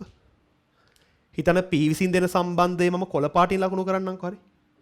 එතන P විසින් දෙන සම්බන්ධය කොළ පාට ලකුණු කරාම මෙහෙමනේ තියෙන්නේ. ඊපස්සේ මෙහෙම P විසින් දෙන සම්බන්ධය මම මෙහෙම කොළ පාටින් ලකුණු කරනවා. අපෝ මේ කම්බි. ඔන්නෝම. Q විසින් දෙන සම්බන්ධය රතු පාටින් ලකුණු කරන්නම්කෝ මම. Q විසින් දෙන සම්බන්ධය. එතන මෙතනට මෙහෙමනේ තියෙන්නේ. ඔහොම. ඊළඟට මෙහෙම. ඊළඟට මෙහෙම සම්බන්ධයි. දැන් බලන්න පේනවද මේ ධාරිත්‍රක එක පැත්තක් කොළ පාටයි එක පැත්තක් රතු පාටයි. රතු පාටයි කොළ පාටයි. මේ ධාරිත්‍රක පහම ගත්තොත් එක පැත්තක් රතු පාටයි එක පැත්තක් කොළ පාටයි. ඉතින් ඔය වගේ අවස්ථාවල මෙන්න මෙහෙම කරන්න පුළුවන් කියලා කියා දුන්නා. කලින් වගේ ගානක් හදද්දී ඔක හරි ධාරිත්‍රක පහේම එක පැත්තකට කොළ පාට සෙට් වෙලා තියෙනවා. පහේම එක පැත්තකට කොළ පාට සෙට් වෙලා තියෙනවා. අපිට එතන මේ පද්ධතිය වෙනම මෙහෙම හිතන්න පුළුවන්. ඒ වගේම මේ පස් දෙනාගේ අනිත් පැත්තට රතු පාට සම්බන්ධයි.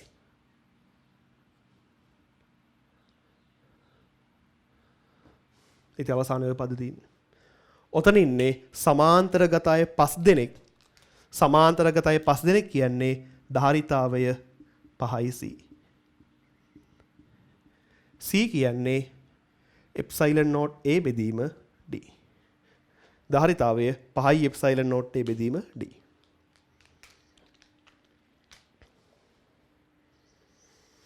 හරිනේ. මං 4 වෙනි එකට යන්න කලින් 1 3 4 ගණන් වල සාකච්ඡා කරපු දේ පොඩ්ඩක් ආයි මතක් කරනවා. කෙටි ක්‍රමයක් කියා දෙන්න. 1 3 4 ඒ අඳපු රූප ටිකයි ප්‍රතිඵල ටිකයි පොඩ්ඩක් ගමු බලන්න. මනෝ පළවෙනි එකේ තිබි මෙහෙම එකක්.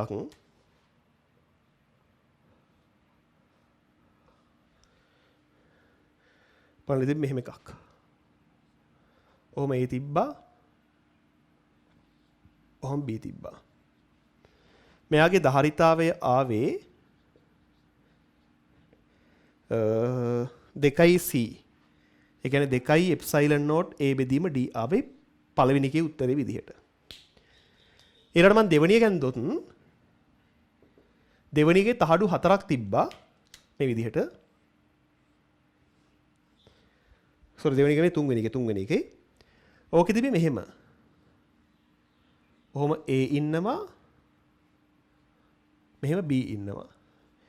මෙන්න මෙයාගේ ධාරිතාවය ආවේ ධාරිතාවය තියෙන 3C කියලා. ඒ කියන්නේ 3 එප්සයිලන් නෝට් A බෙදීම D. අපි මේ දැන් අවසානට කතා කරපු එක ගත්තොත්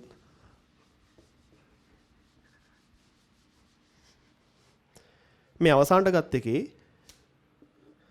තහඩු 6ක් තිබ්බා.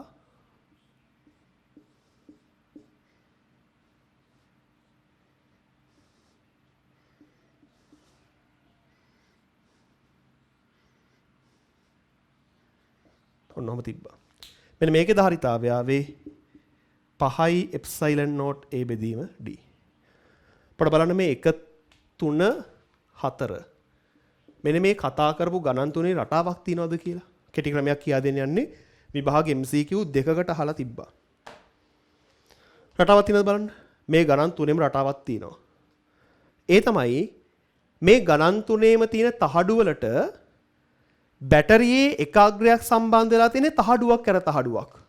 මේ මෙතනට B සම්බන්ධයි, මේකට A සම්බන්ධයි, මේකට B සම්බන්ධයි. තහඩුවක් ඇර තහඩුවක් බැටරියේ එකාග්‍රයකට සම්බන්ධයි නේද? මෙතන බලන්න. මෙයා Aට සම්බන්ධයි, මෙයා Bට සම්බන්ධයි, Aට සම්බන්ධයි, Bට සම්බන්ධයි. එකක් ඇර එකක් බැටරියේ එකාග්‍රයකට සම්බන්ධයි. බලන්න මේකෙත් එහෙම නේද කියලා මේ. Pට සම්බන්ධයි, Qට සම්බන්ධයි, Pට සම්බන්ධයි, Qට සම්බන්ධයි, Pට සම්බන්ධයි, Qට සම්බන්ධයි. එකක් ඇර එකක් බැටරියේ අග්‍ර වලට සම්බන්ධයි. මේ ගණන් තුනේම තියෙන විශේෂත්වය තමයි මේ ගණන් තුනේම තහඩු එකක් ඇර එකක් බැටරියට සම්බන්ධයි. බලන්න ඒතර ධාරිතාවය ඇවිල්ලා තියෙන්නේ හරිම අපූර්ව විදිහකට. එප්සයිලන් නෝට් A බෙදීම D කියන එක හැමෝගෙම තියෙනවා. ඉලක්කමයි හිතන්න ඕනි. තහඩු 3යි ඇවිල්ලා තියෙන උත්තරය 2යි. තහඩු 4යි ඇවිල්ලා තියෙන ඉලක්කම 3යි. තහඩු 6යි ඇවිල්ලා තියෙන ඉලක්කම 5යි. එන අපට හිතලා දැන් උත්තරයක් ගන්න පුළුවන්. මේකේ රටාවක් අපට අහු වෙනවා. කිසියම් දාරිත්‍රක පද්ධතියක් හිතන්න මෙහෙම මම අදින්නම් කියලා. තහඩු පද්ධතියක් හරි. 1යි 2යි 3යි 4යි 5යි 6යි 7යි 8ක් ඕනනම් මම අදින්නම්කෝ. මෙන්න මේ තහඩු පද්ධතියේ එකක් ඇර එකක් බැටරියේ කිසියම් අග්‍ර වලට සම්බන්ධ නම් ওই විදිහට. මෙයා Aට සම්බන්ධයි කියලා හිතන්න.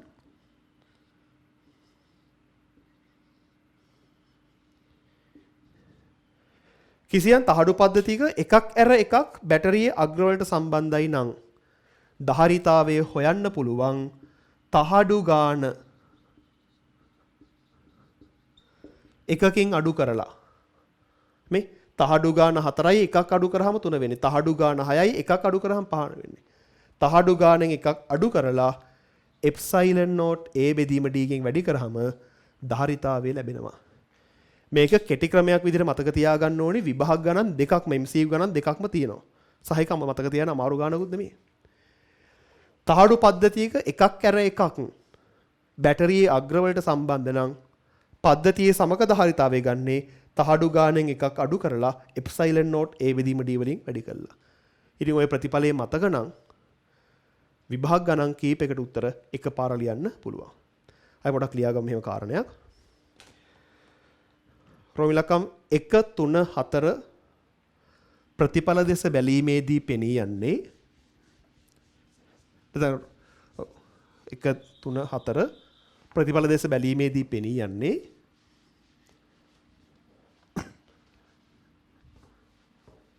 තහඩු එකක් හැර එකක්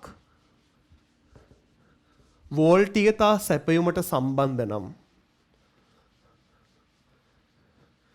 තහඩු එකක් හැර එකක් වෝල්ටීයතා සැපයුමට සම්බන්ධ නම්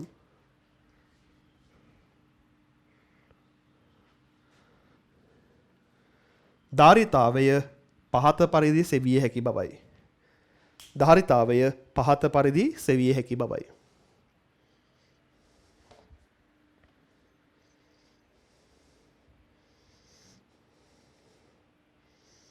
මේ ප්‍රතිඵල දාගන්න C සමානයි තහඩු ගාන ඍණ 1 එප්සයිලන් නෝට් A බෙදීම D.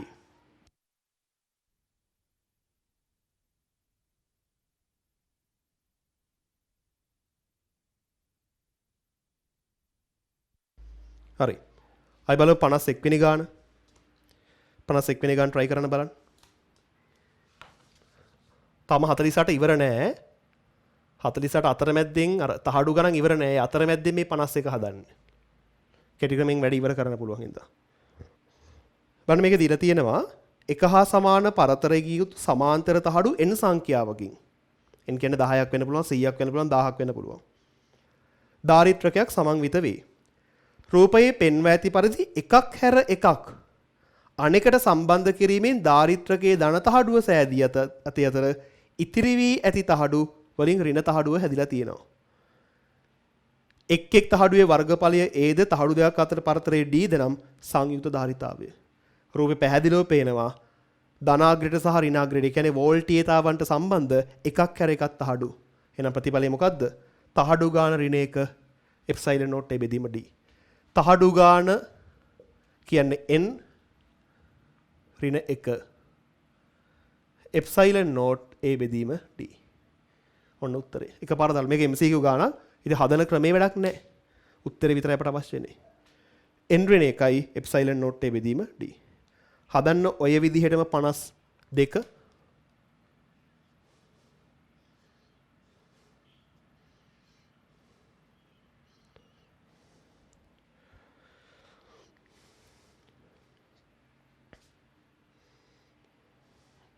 ඒකේ පැහැදිලිව පේනවන්නේ තහඩු එකක් කර එකක් සම්බන්ධ එකක් විභාග ගානක්. තහඩු එකක් කර එකක් සම්බන්ධ එහෙනම් ධාරිතය මොකද්ද වෙන්නේ? මේකේ තහඩු තියෙනවා 1 2 3 4 5 6 7ක්.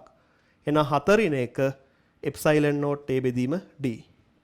4 ඍණ 1 කියන්නේ 6යි එප්සයිලන් නෝට් 9 වරක් 10 ඍණ 12යිලු වර්ගඵලය වර්ග සෙන්ටිමීටර 5යි 5 වරක් 10 ඍණ 4 පරතරය සෙන්ටිමීටර 0.5යි. ඒ කියන්නේ මිලිමීටර 5යි 5 වැඩි කිරීම 10 ඍණ 3යි.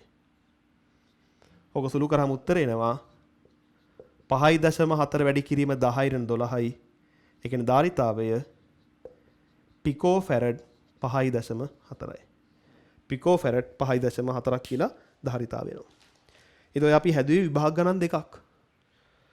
එතන මේ ගණන් දෙක අර කිව්ව කෙටි ක්‍රමේ නැත්නම් ඔයගොල්ලන්ට අමාරුවෙන් හදන්න වෙනවා. ඉතින් කෙටි ක්‍රමේ මතක තියාගන්න එක අමාරු නෑනේ. එතන මේ කෙටි ක්‍රම කියන්නේ මේක ගානක් හදන්න තියෙනව නෙමෙයි හරි. එතන මේ වගේ ගණන් විභාගයට විලා තියෙනවා දෙකක්ම. තව මේ වගේ වෙන්න පුළුවන්. සහ ඒ කෙටි ක්‍රමේ වැදගත්. එතන විශේෂ රටාවක් තියෙනවා. අමාරු ගානක් හදන්න කෙටි සමීකරණයක් කියදුර නෙමෙයි. හරි. අපි තව අර තහඩු ගණන් ටිකක් හදමු. තව මෙහෙම තහඩු ගණක් දාගන්නකෝ. හරි 48 ගාන අදාළව හරි 48 වෙනි ගානට අදාළව තමයි තව දාගන්න මෙහෙම තහඩු ගානක්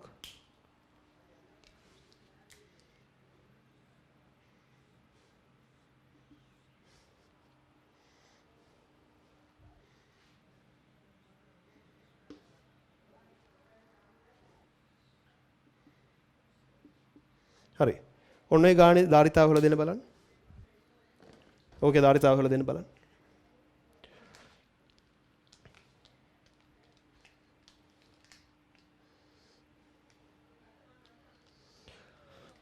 ධාරිත්‍රක 3යිනේ 1යි 2යි 3යි ඊට පස්සේ මෙතන Aට සම්බන්ධයි එතකොට මෙහෙම ඊට පස්සේ මෙහෙම ඊට පස්සේ B මෙහෙම ඔන්න පද්ධතිය දැන් ওই පද්ධතිය අපට හදන්න පුළුවන් ලේසි ක්‍රමයකට හරව ගන්න බැලුවම මම පේන්න ඕනේ මෙන්න මේ ධාරිත්‍රකයේ මෙයත් එක්ක සමාන්තරගතයි. අපි සමාන්තරගතයි කියන්නේ පොදු අග්‍ර තියෙනවා නන්නේ මේ. මෙයාගේ මේ පැත්තේ අග්‍රට මේ පැත්තේ අග්‍රේ පොදුයි. මේ අග්‍රට මේ අග්‍රේ පොදුයි. මෙන්න මේ ධාරිත්‍රකයේ මෙයාට සමාන්තරගතයි. අපිට පුළුවන් ඕක මෙහෙම සරල කරගන්න. ඔහොම තියෙනවනේ A සහ B අතර මෙන්න මේ තියෙන ධාරිත්‍රකයට මෙයා ඉන්නේ සමාන්තරගතව. ඒකෙදි සමාන්තරගතයි කියලා පේන්න ඕනේ. සමක ධාරිතා ගණන් හදලා ඒ අත්දැකීම අරගෙන තියෙනවා. ඔහොම පද්ධතියක් තියෙනවා. දැන් අපිට පුළුවන් මේ පද්ධතිය සරල කරගන්න C සහ C සමාන්තරගතයි කියන 2යි C. 2යි C සහ C ශ්‍රේණිගතයි. එතකොට ගුණිත බෙදීම එකතුව ගන්න පුළුවන්. දෙවරක් එක 2යි 2 ධන 1 3යි 2යි C බෙදීම 3යි. මෙයාගේ ධාරිතාවය 2යි C බෙදීම 3යි. ඒ කියන්නේ 3න් 2යි එප්සයිලන් නෝට් A බෙදීම D. ධාරිතාවය 3න් 2යි එප්සයිලන් නෝට් A බෙදීම D. මේ රූපෙන් ඇත්තට මේ ගණ එක තමයි අමාරුම. ඒක තමයි කල්පනා කරන්න තියෙන්නේ. මෙතනින් මෙතනට එන එක කිසිසේකින් කියා දෙන්න දෙයක් නැහැ. සමක ධාරිතා ගණන් වල හදලා තියෙනවා. උත්තරේ 3න් 2යි එප්සයිලන් නෝට් A බෙදීම D. ඊළඟට මෙහෙම ගානකුත් දා ගන්න බලන්න.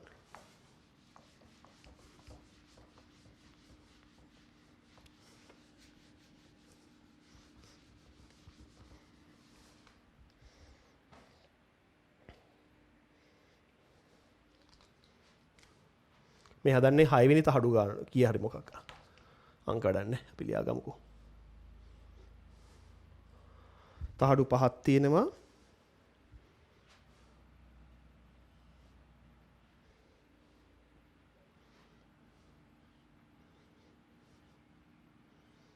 හරි. ඔන්න ඔක ධාරිතාවය හොයන්න බලන්න.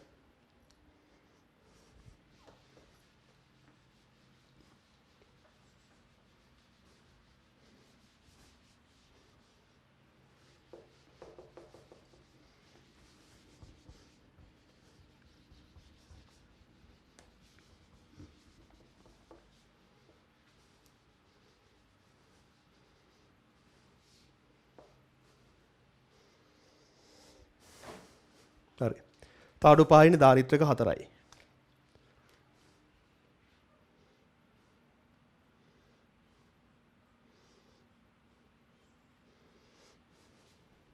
මෙහෙම සම්බන්ධයි. ඒ කියන්නේ මෙහෙම. A මෙහෙම තියෙනවා. B මෙහෙම.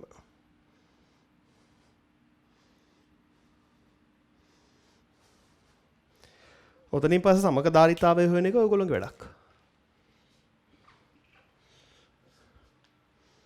ඕකේ සමක ධාරිතාවය හොයාගන්න ඕනේ.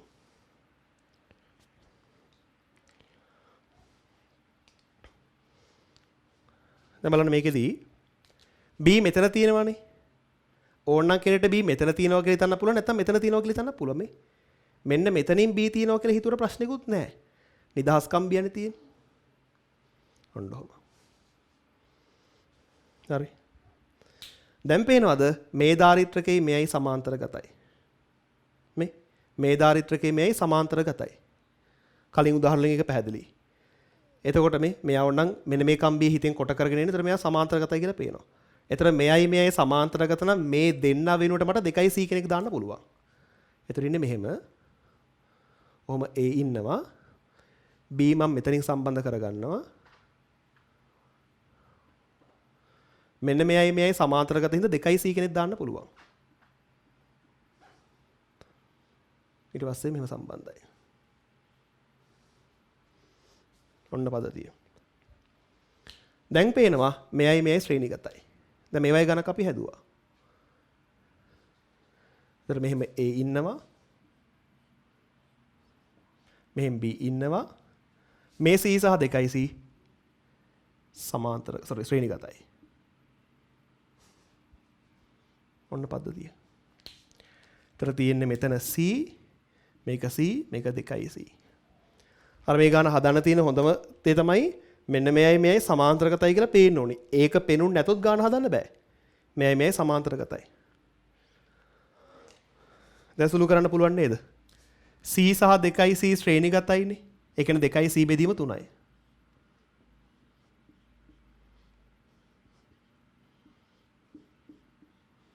එතකොට ඉන්නේ C ධාරිත්‍රකයක් සමග 2c බෙදීම 3ක් සමාන්තරගතව. සමාන්තරගත නම් ධාරිතාවය හොයන්න එකතු කරලා.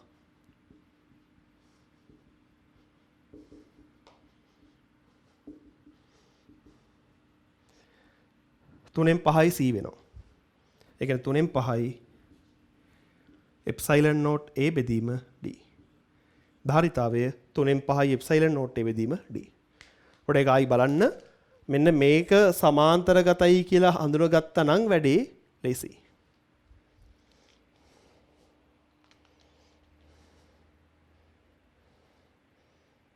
තව එකක් අපි හදමු.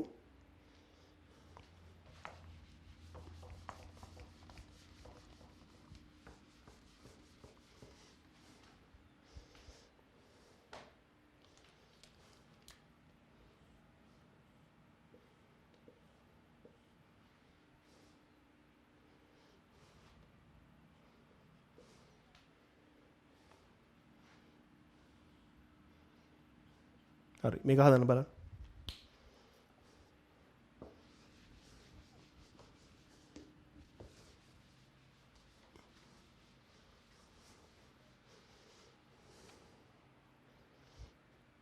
නොක හදන්න බලන්න.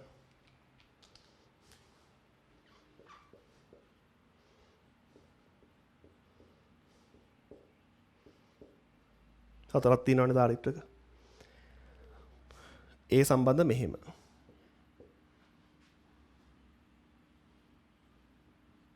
ඔන්න ඔයගේ පද දෙකක් තියෙනවා.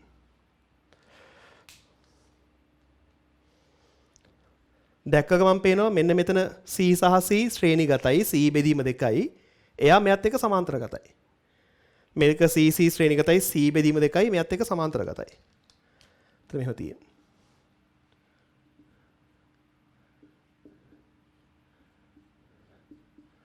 හරි. මේ C එක මෙතන C බෙදීම දෙකක් සමාන්තරගතයි.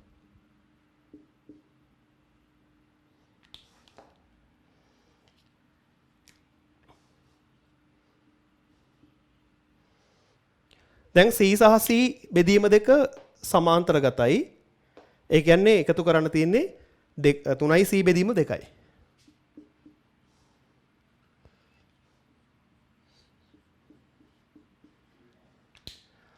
මෙතන තියෙනවා 3යි C බෙදීම 2ක්.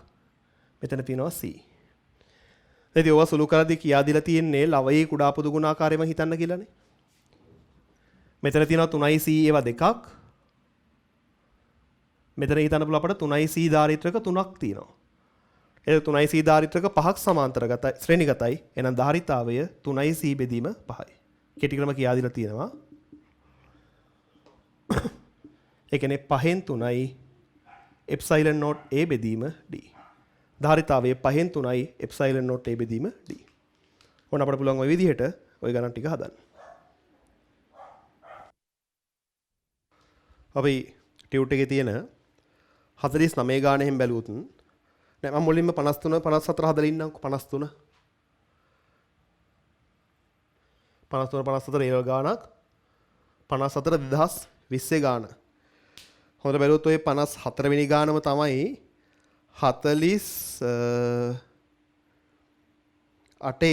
පස්වෙනි ගාන විදිහට තියෙන්නේ ටියුට් එකේ 48 පස්වෙනි ගාන විදිහට තියෙන්නේ ඔය 54 වෙනි ගානම තමයි හරි ඒ ගානමයි තියෙන්නේ බලන්න ඒක නේද කියලා ගන්නට රූප සටහනක සංසන්දනය කරාට පස්සේ පැහැදිලිව පේන එක. අර පළවෙනි තහඩුවයි හතරවෙනි තහඩුවයි යා වෙලා තියෙනවා. 48 පස්වෙනි එකෙත් ඒක එහෙම තියෙනවා. ඊට පස්සේ දෙවෙනි තහඩුවට x අග්‍රය සම්බන්ධයි. 48 පස්වෙනි එකේ දෙවෙනි තහඩුවට a අග්‍රය සම්බන්ධයි. ඊට පස්සේ 3යි 5යි යා කරලා b සම්බන්ධයි. ඉතින් මේකෙත් එහෙමනේ 3යි 5යි යා කරලා y සම්බන්ධයි. 54 වෙනි ගාන කියන්නේ 48 පස්වෙනි ගානම තමයි හරි. ඒ හදපු ගානම තමයි ඒක. ඔන්න 53 නම් ටිකක් වෙනස් කියලා කියන්න පුළුවන්. නැත්තරගතෝ 53ත් වෙනස් නැහැ නේද? නැත්තරගතෝ 53ත් වෙනස් නැහැනේ. 53 වෙනි ගානත් 48 4වෙනි ගාන. 48 4වෙනි ගාන නේද කියලා බලන්න මේ 53 වෙනි ගාන. ඒ ගානම තමයි. ඔව්. දැන් බලන්න අර 48 මේකද මම කියන හදන්න ඕනේ නැහැ මේ ගණන් ටික. හරි. ඔය 53 54 ඔය අපි හදපු කලින් ගණන් ටිකම තමයි. 48 තියෙන 4 5 ගණන් ඔය ටියුට් එකේ රූපේ 4 5 රූප ටික තමයි 53 54 කියන්නේ. හරි. ඒ නිසා මම හදන්න යන්නේ. හරි. අපිට බලන්න මේකත් 53 කෙලවරම තහඩුවක් තනියෙන් ඉන්නවා. එයාට p සම්බන්ධයි. ඒ කියන්නේ වම් කෙලවරෙම තහඩුවේ. 48 4වෙනි එකේ පල්ලෙහාම තහඩුව තනියෙන් ඉන්නවා b සම්බන්ධයි. හරි. ඊට පස්සේ තහඩු දෙකක් වයර් එකකින් සම්බන්ධයි. ඒ තහඩු දෙක අතරමැද තියෙන තහඩුවට අනිත් අග්‍රය සම්බන්ධයි. 48 4 තියෙන්නේ ඒකම තමයි. ඉතින් ඒ නිසා 53 වෙනි ගානයි 54 වෙනි ගානයි කියන්නේත් මම හදන්න යන්නේ ඔය හදපු 48 4 ටියුට් එකේ 4 5 තියෙන දෙකම තමයි. හරි. ඔය අපි 49 50 ගත්තොත් ඒවත් එහෙමම තමයි. මම හිතනවා මේ හරහා ඕනේ නැහැ. හරි. 53 54 අර ටිකම තමයි තියෙන්නේ. රූපයක් ඕගොල්ලෝ ඇඳලා වෙන් කරාට පස්සේ අපි හදපු ටිකම එනවා. ඊට පස්සේ 49 ගත්තොත් 53 හදන් දෙන්නේ නැහැ 49 පොඩ්ඩක් බලමුකෝ 49 මෙන්න මෙහෙම තහඩු දෙකක් තියෙනවා තහඩු හතරක් තියෙනවා මෙතනට A ඉන්නවා A නෙමෙයි P මෙතන Q ඉන්නවා ඔහොම ඉන්නවා හරි දැන් බැලුවට කෙනෙක්ට හිතෙද්ද දන්නේ මෙතන ධාරිත්‍රක 3ක් තිබේ කියලා. නැහැ මෙතන ධාරිත්‍රක 2යි තියෙන්නේ. පොඩ බලන්න ඔය Q සම්බන්ධ වෙලා තියෙන්නේ මේ Q සම්බන්ධ වෙලා තියෙනවද මේ අග්‍ර දෙකටම? එතන මේ අග්‍ර දෙකේ විභව සමානයිනේ. ඉතින් තහඩු දෙකේ විභව සමාන වුණොත් මෙතන දාරිත්‍රකයක් නැහැ. මෙතනයි විතරයි දාරිත්‍රකේ තියෙන්නේ. ඕන එක තව සරල කරොත් මේ Q මෙහෙම තිබෙන සම්බන්ධය මෙන්න මෙහෙම ගන්න පුළුවන් නේද? ඔය ගානේ තිබෙන විදිහට තිබ්බත් Q මෙහෙම තිබ්බත් දෙකම එකයිනේ. නේද? අර ඒතර ඒ ගාන සමහරට කෙනෙක්ට ඇන් දෙන්න පුළුවන් තහඩු හතරක් තියෙන හින්දා දාරිත්‍රක තුනක් තිබේ වගේ. නෑ දාරිත්‍රක තුනක් නෑ. මේ මැද්දේ තිබෙන තහඩු දෙකටම Q සම්බන්ධයි. ඒතර දාරිත්‍රක දෙකයි ඉන්නේ. ওই දාරිත්‍රක දෙක සමාන්තරගතයි. ඒ අපි හදපු ටියුට් එකේ පළවෙනි 48 පළවෙනි ගාන වගේ. එහෙනම් ධාරිතාවය 2c. ඒ කියන්නේ 2 එප්සයිලන් නෝට් a බෙදීම d. 2 එප්සයිලන් නෝට් a බෙදීම d කියන්නේ පිළිතුර 3. අපෝ 50 වෙනි ගානත් ඒකමයි. 50 වෙනි ගානත් 49 වෙනි ගානම තමයි. 50 වෙනි ගානටත් උත්තරේ 2 එප්සයිලන් නෝට් a බෙදීම d 52. 52. හරි. ඒතර ඒ තහඩු වලින් ආපු විභාග ගණන් ටික තමයි ඔය කරේ. ඒතර ඊගත් හරි. හරි. මම තව පොඩි දෙයක් අමතක වුණා. අර දාරිත්‍රකයේ තහඩු දෙක අතරමැද්දට ද්‍රව්‍යයන් දානකොට විභව වෙනස් වෙන හැටි සහ ක්ෂේත්‍ර තීව්‍රතාව වෙනස් වෙන හැටිත් ප්‍රස්ථාරගත කරන්න දීලා තියෙනවා. අපිට මම ඒකත් කියා දීලා ඉන්නම්. හරි. හිතන්නකෝ මේ වගේ අවස්ථාවක්. අපි නිකන් තහඩුවක් ගත්තා. ආරෝපිත දාරිත්‍රකයක් තියෙනවා. මම හිතන්න. එතන මේ පැත්ත ධනාරෝපණ තියෙනවා. මෙහෙම ඍණාරෝපණ තියෙනවනේ. එතන මේ අරහා මෙහෙම විද්‍යුත් ක්ෂේත්‍රයක් තියෙනවා.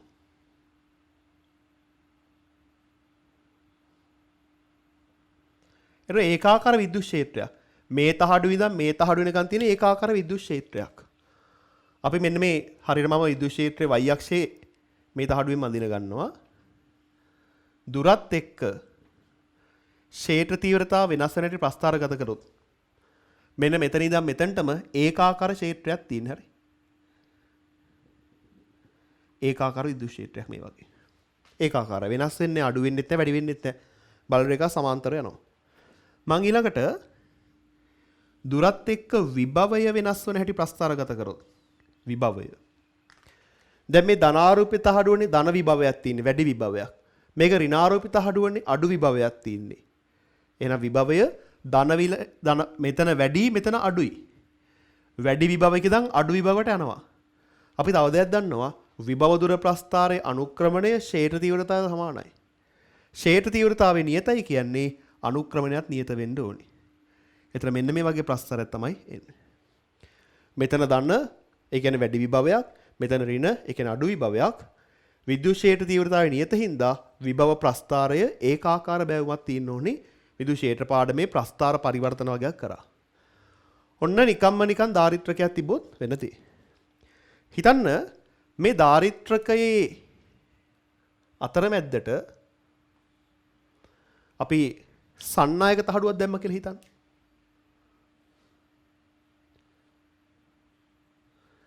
මේ තියෙන සන්නායක තහඩුවක්. එතකොටත් මේකේ අර කලින් වගේම මෙහෙම ධනාරෝපණ ඍණාරෝපණ රැඳෙනවා. දැන් විද්‍යුත් ක්ෂේත්‍රය ඇඳොත් එහෙම මෙන්න මෙහෙම යන බල රේඛාවක් සන්නායක තහඩුව හරහා යන්නේ නැහැ. සන්නායක තුල විද්‍යුත් ක්ෂේත්‍රය තමයි බිඳුවයි. සන්නායකයේ ස්ථිති විද්‍යුත් තත්ත්වයට දිනනකොට. එතකොට විද්‍යුත් බල රේඛා මෙන්න මෙහෙම සන්නායකයේ පවතින ප්‍රදේශයේදී අතුරුදහන් වෙනවා. එතකොට සන්නායකයේ පවතින ප්‍රදේශයේ විද්‍යුත් ක්ෂේත්‍ර තීව්‍රතාවය බිඳුවක් වෙනවා. එහෙනම් දුරත් එක්ක ක්ෂේත්‍ර තීව්‍රතාවය වෙනස් වෙන ප්‍රස්ථාරයක් ඇඳුත් මේ ටිකේ ඒකාකාර ක්ෂේත්‍රයක් තියෙනවා. ක්ෂණිකව බිඳුවට රැටෙනවා. ආපහු වාතයට ආවට පස්සේ නැවතේ ක්ෂේත්‍රය පවතිනවා. ඔන්න විභව දුරත් එක්ක ක්ෂේත්‍ර තීව්‍රතාවය වෙනස් වෙන හැටි. අපි විභවය වෙනස් වෙන හැටි ප්‍රස්ථාරගත කරොත් ඒකාකාර ක්ෂේත්‍රයක් තියෙනවා කියන්නේ මෙහෙම එකක් තියෙන්න බෑ. ඒතර විභවය අඩු වෙනවා. ඊට පස්සේ ප්‍රදේශයක් තියෙනවා ක්ෂේත්‍ර තීව්‍රතාවය බිඳුවයි. විභව දුර ප්‍රස්ථාරයේ අනුක්‍රමණයෙන් තමයි ක්ෂේත්‍ර තීව්‍රතාවය හම්බ වෙන්නේ. එහෙනම් ක්ෂේත්‍ර තීව්‍රතාවය බිඳුවක් වෙන අනුක්‍රමණයේ බිඳුවක් වෙන්න ඕනි. ඒ කියන්නේ මෙන්න මේ ටිකේ මෙහෙම සමතලා බැවුමක් සහිත ප්‍රස්ථාරයක් තියෙන්නේ. එතනින් පස්සේ ආපහු සාමාන්‍ය පරිදි අඩු වෙලා යනවා. ඔන්න විභව දුර ප්‍රස්ථාරයේ සන්නායක තහඩුවක් දාලා තිබ්බට පස්සේ අපි හිතමු පාර විද්‍යුත් තහඩුවක් දානවා කියලා.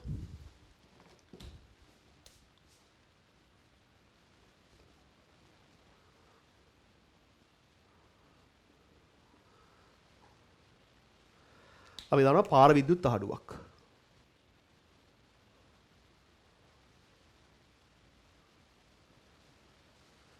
එතකොට වෙන්නේ මේ බල රේඛා යනවා පාර විද්‍යුත් තහඩුව තුල විද්‍යුත් ක්ෂේත්‍රයක් තියෙනවා. හැබැයි වාතයේදී තරම් දුර්වල වාතරම් ප්‍රබල නැහැ, ටිකක් දුර්වලයි. මේක ඇස්සේ තියෙනවා. හැබැයි මෙච්චර බල රේඛා තෝගයක් යන්නේ නැහැ. ටිකක් අඩුවෙන් යන්නේ. විද්‍යුත් ක්ෂේත්‍රයක් තියෙනවා. ටිකක් අඩුවෙන් යන්නේ. විද්‍යුත් ක්ෂේත්‍රය දුර්වලයි.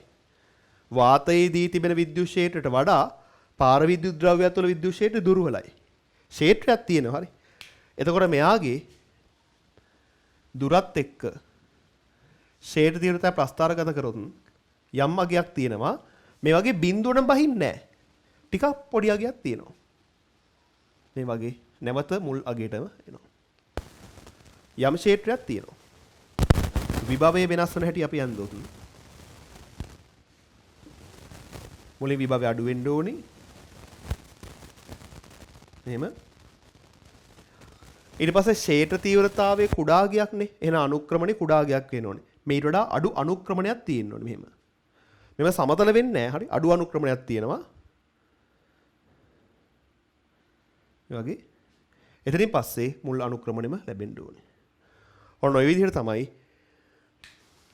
නිකම වාතයේ පිරිච්ච දාරිත්‍රකයක්, සන්නායක තහඩුවක් ඇතුල් කරපු දාරිත්‍රකයක්, පාර විද්‍යුත් තහඩුවක් ඇතුල් කරපු දාරිත්‍රකයක් තුල ක්ෂේත්‍ර තීව්‍රතාවය සහ විභවය වෙනස් වන හැටි. මේ සම්බන්ධ විභාග ප්‍රශ්න 3ක් දොකේ දැවිලා තියෙනවා. මේක දාගන්න. ඉතින් මේක ටික දාගත්තා කියන්නේ ඒ ප්‍රශ්න ටිකත් කරා වගේ තමයි. මේක දාගන්න. මේක මට ඇත්තටම කරන්න ඕනේ උනේ අර 42 වෙනි ගාන මම හිතන්නේ. 42 වෙනි ගාන හදනකොට තමයි ඒක ඔව් 42 වෙනි ගාන හැදුවට පස්සේ තමයි මේක දාන්න ඕනේ. මට දැන් මතක් වුණේ දාගන්නකෝ.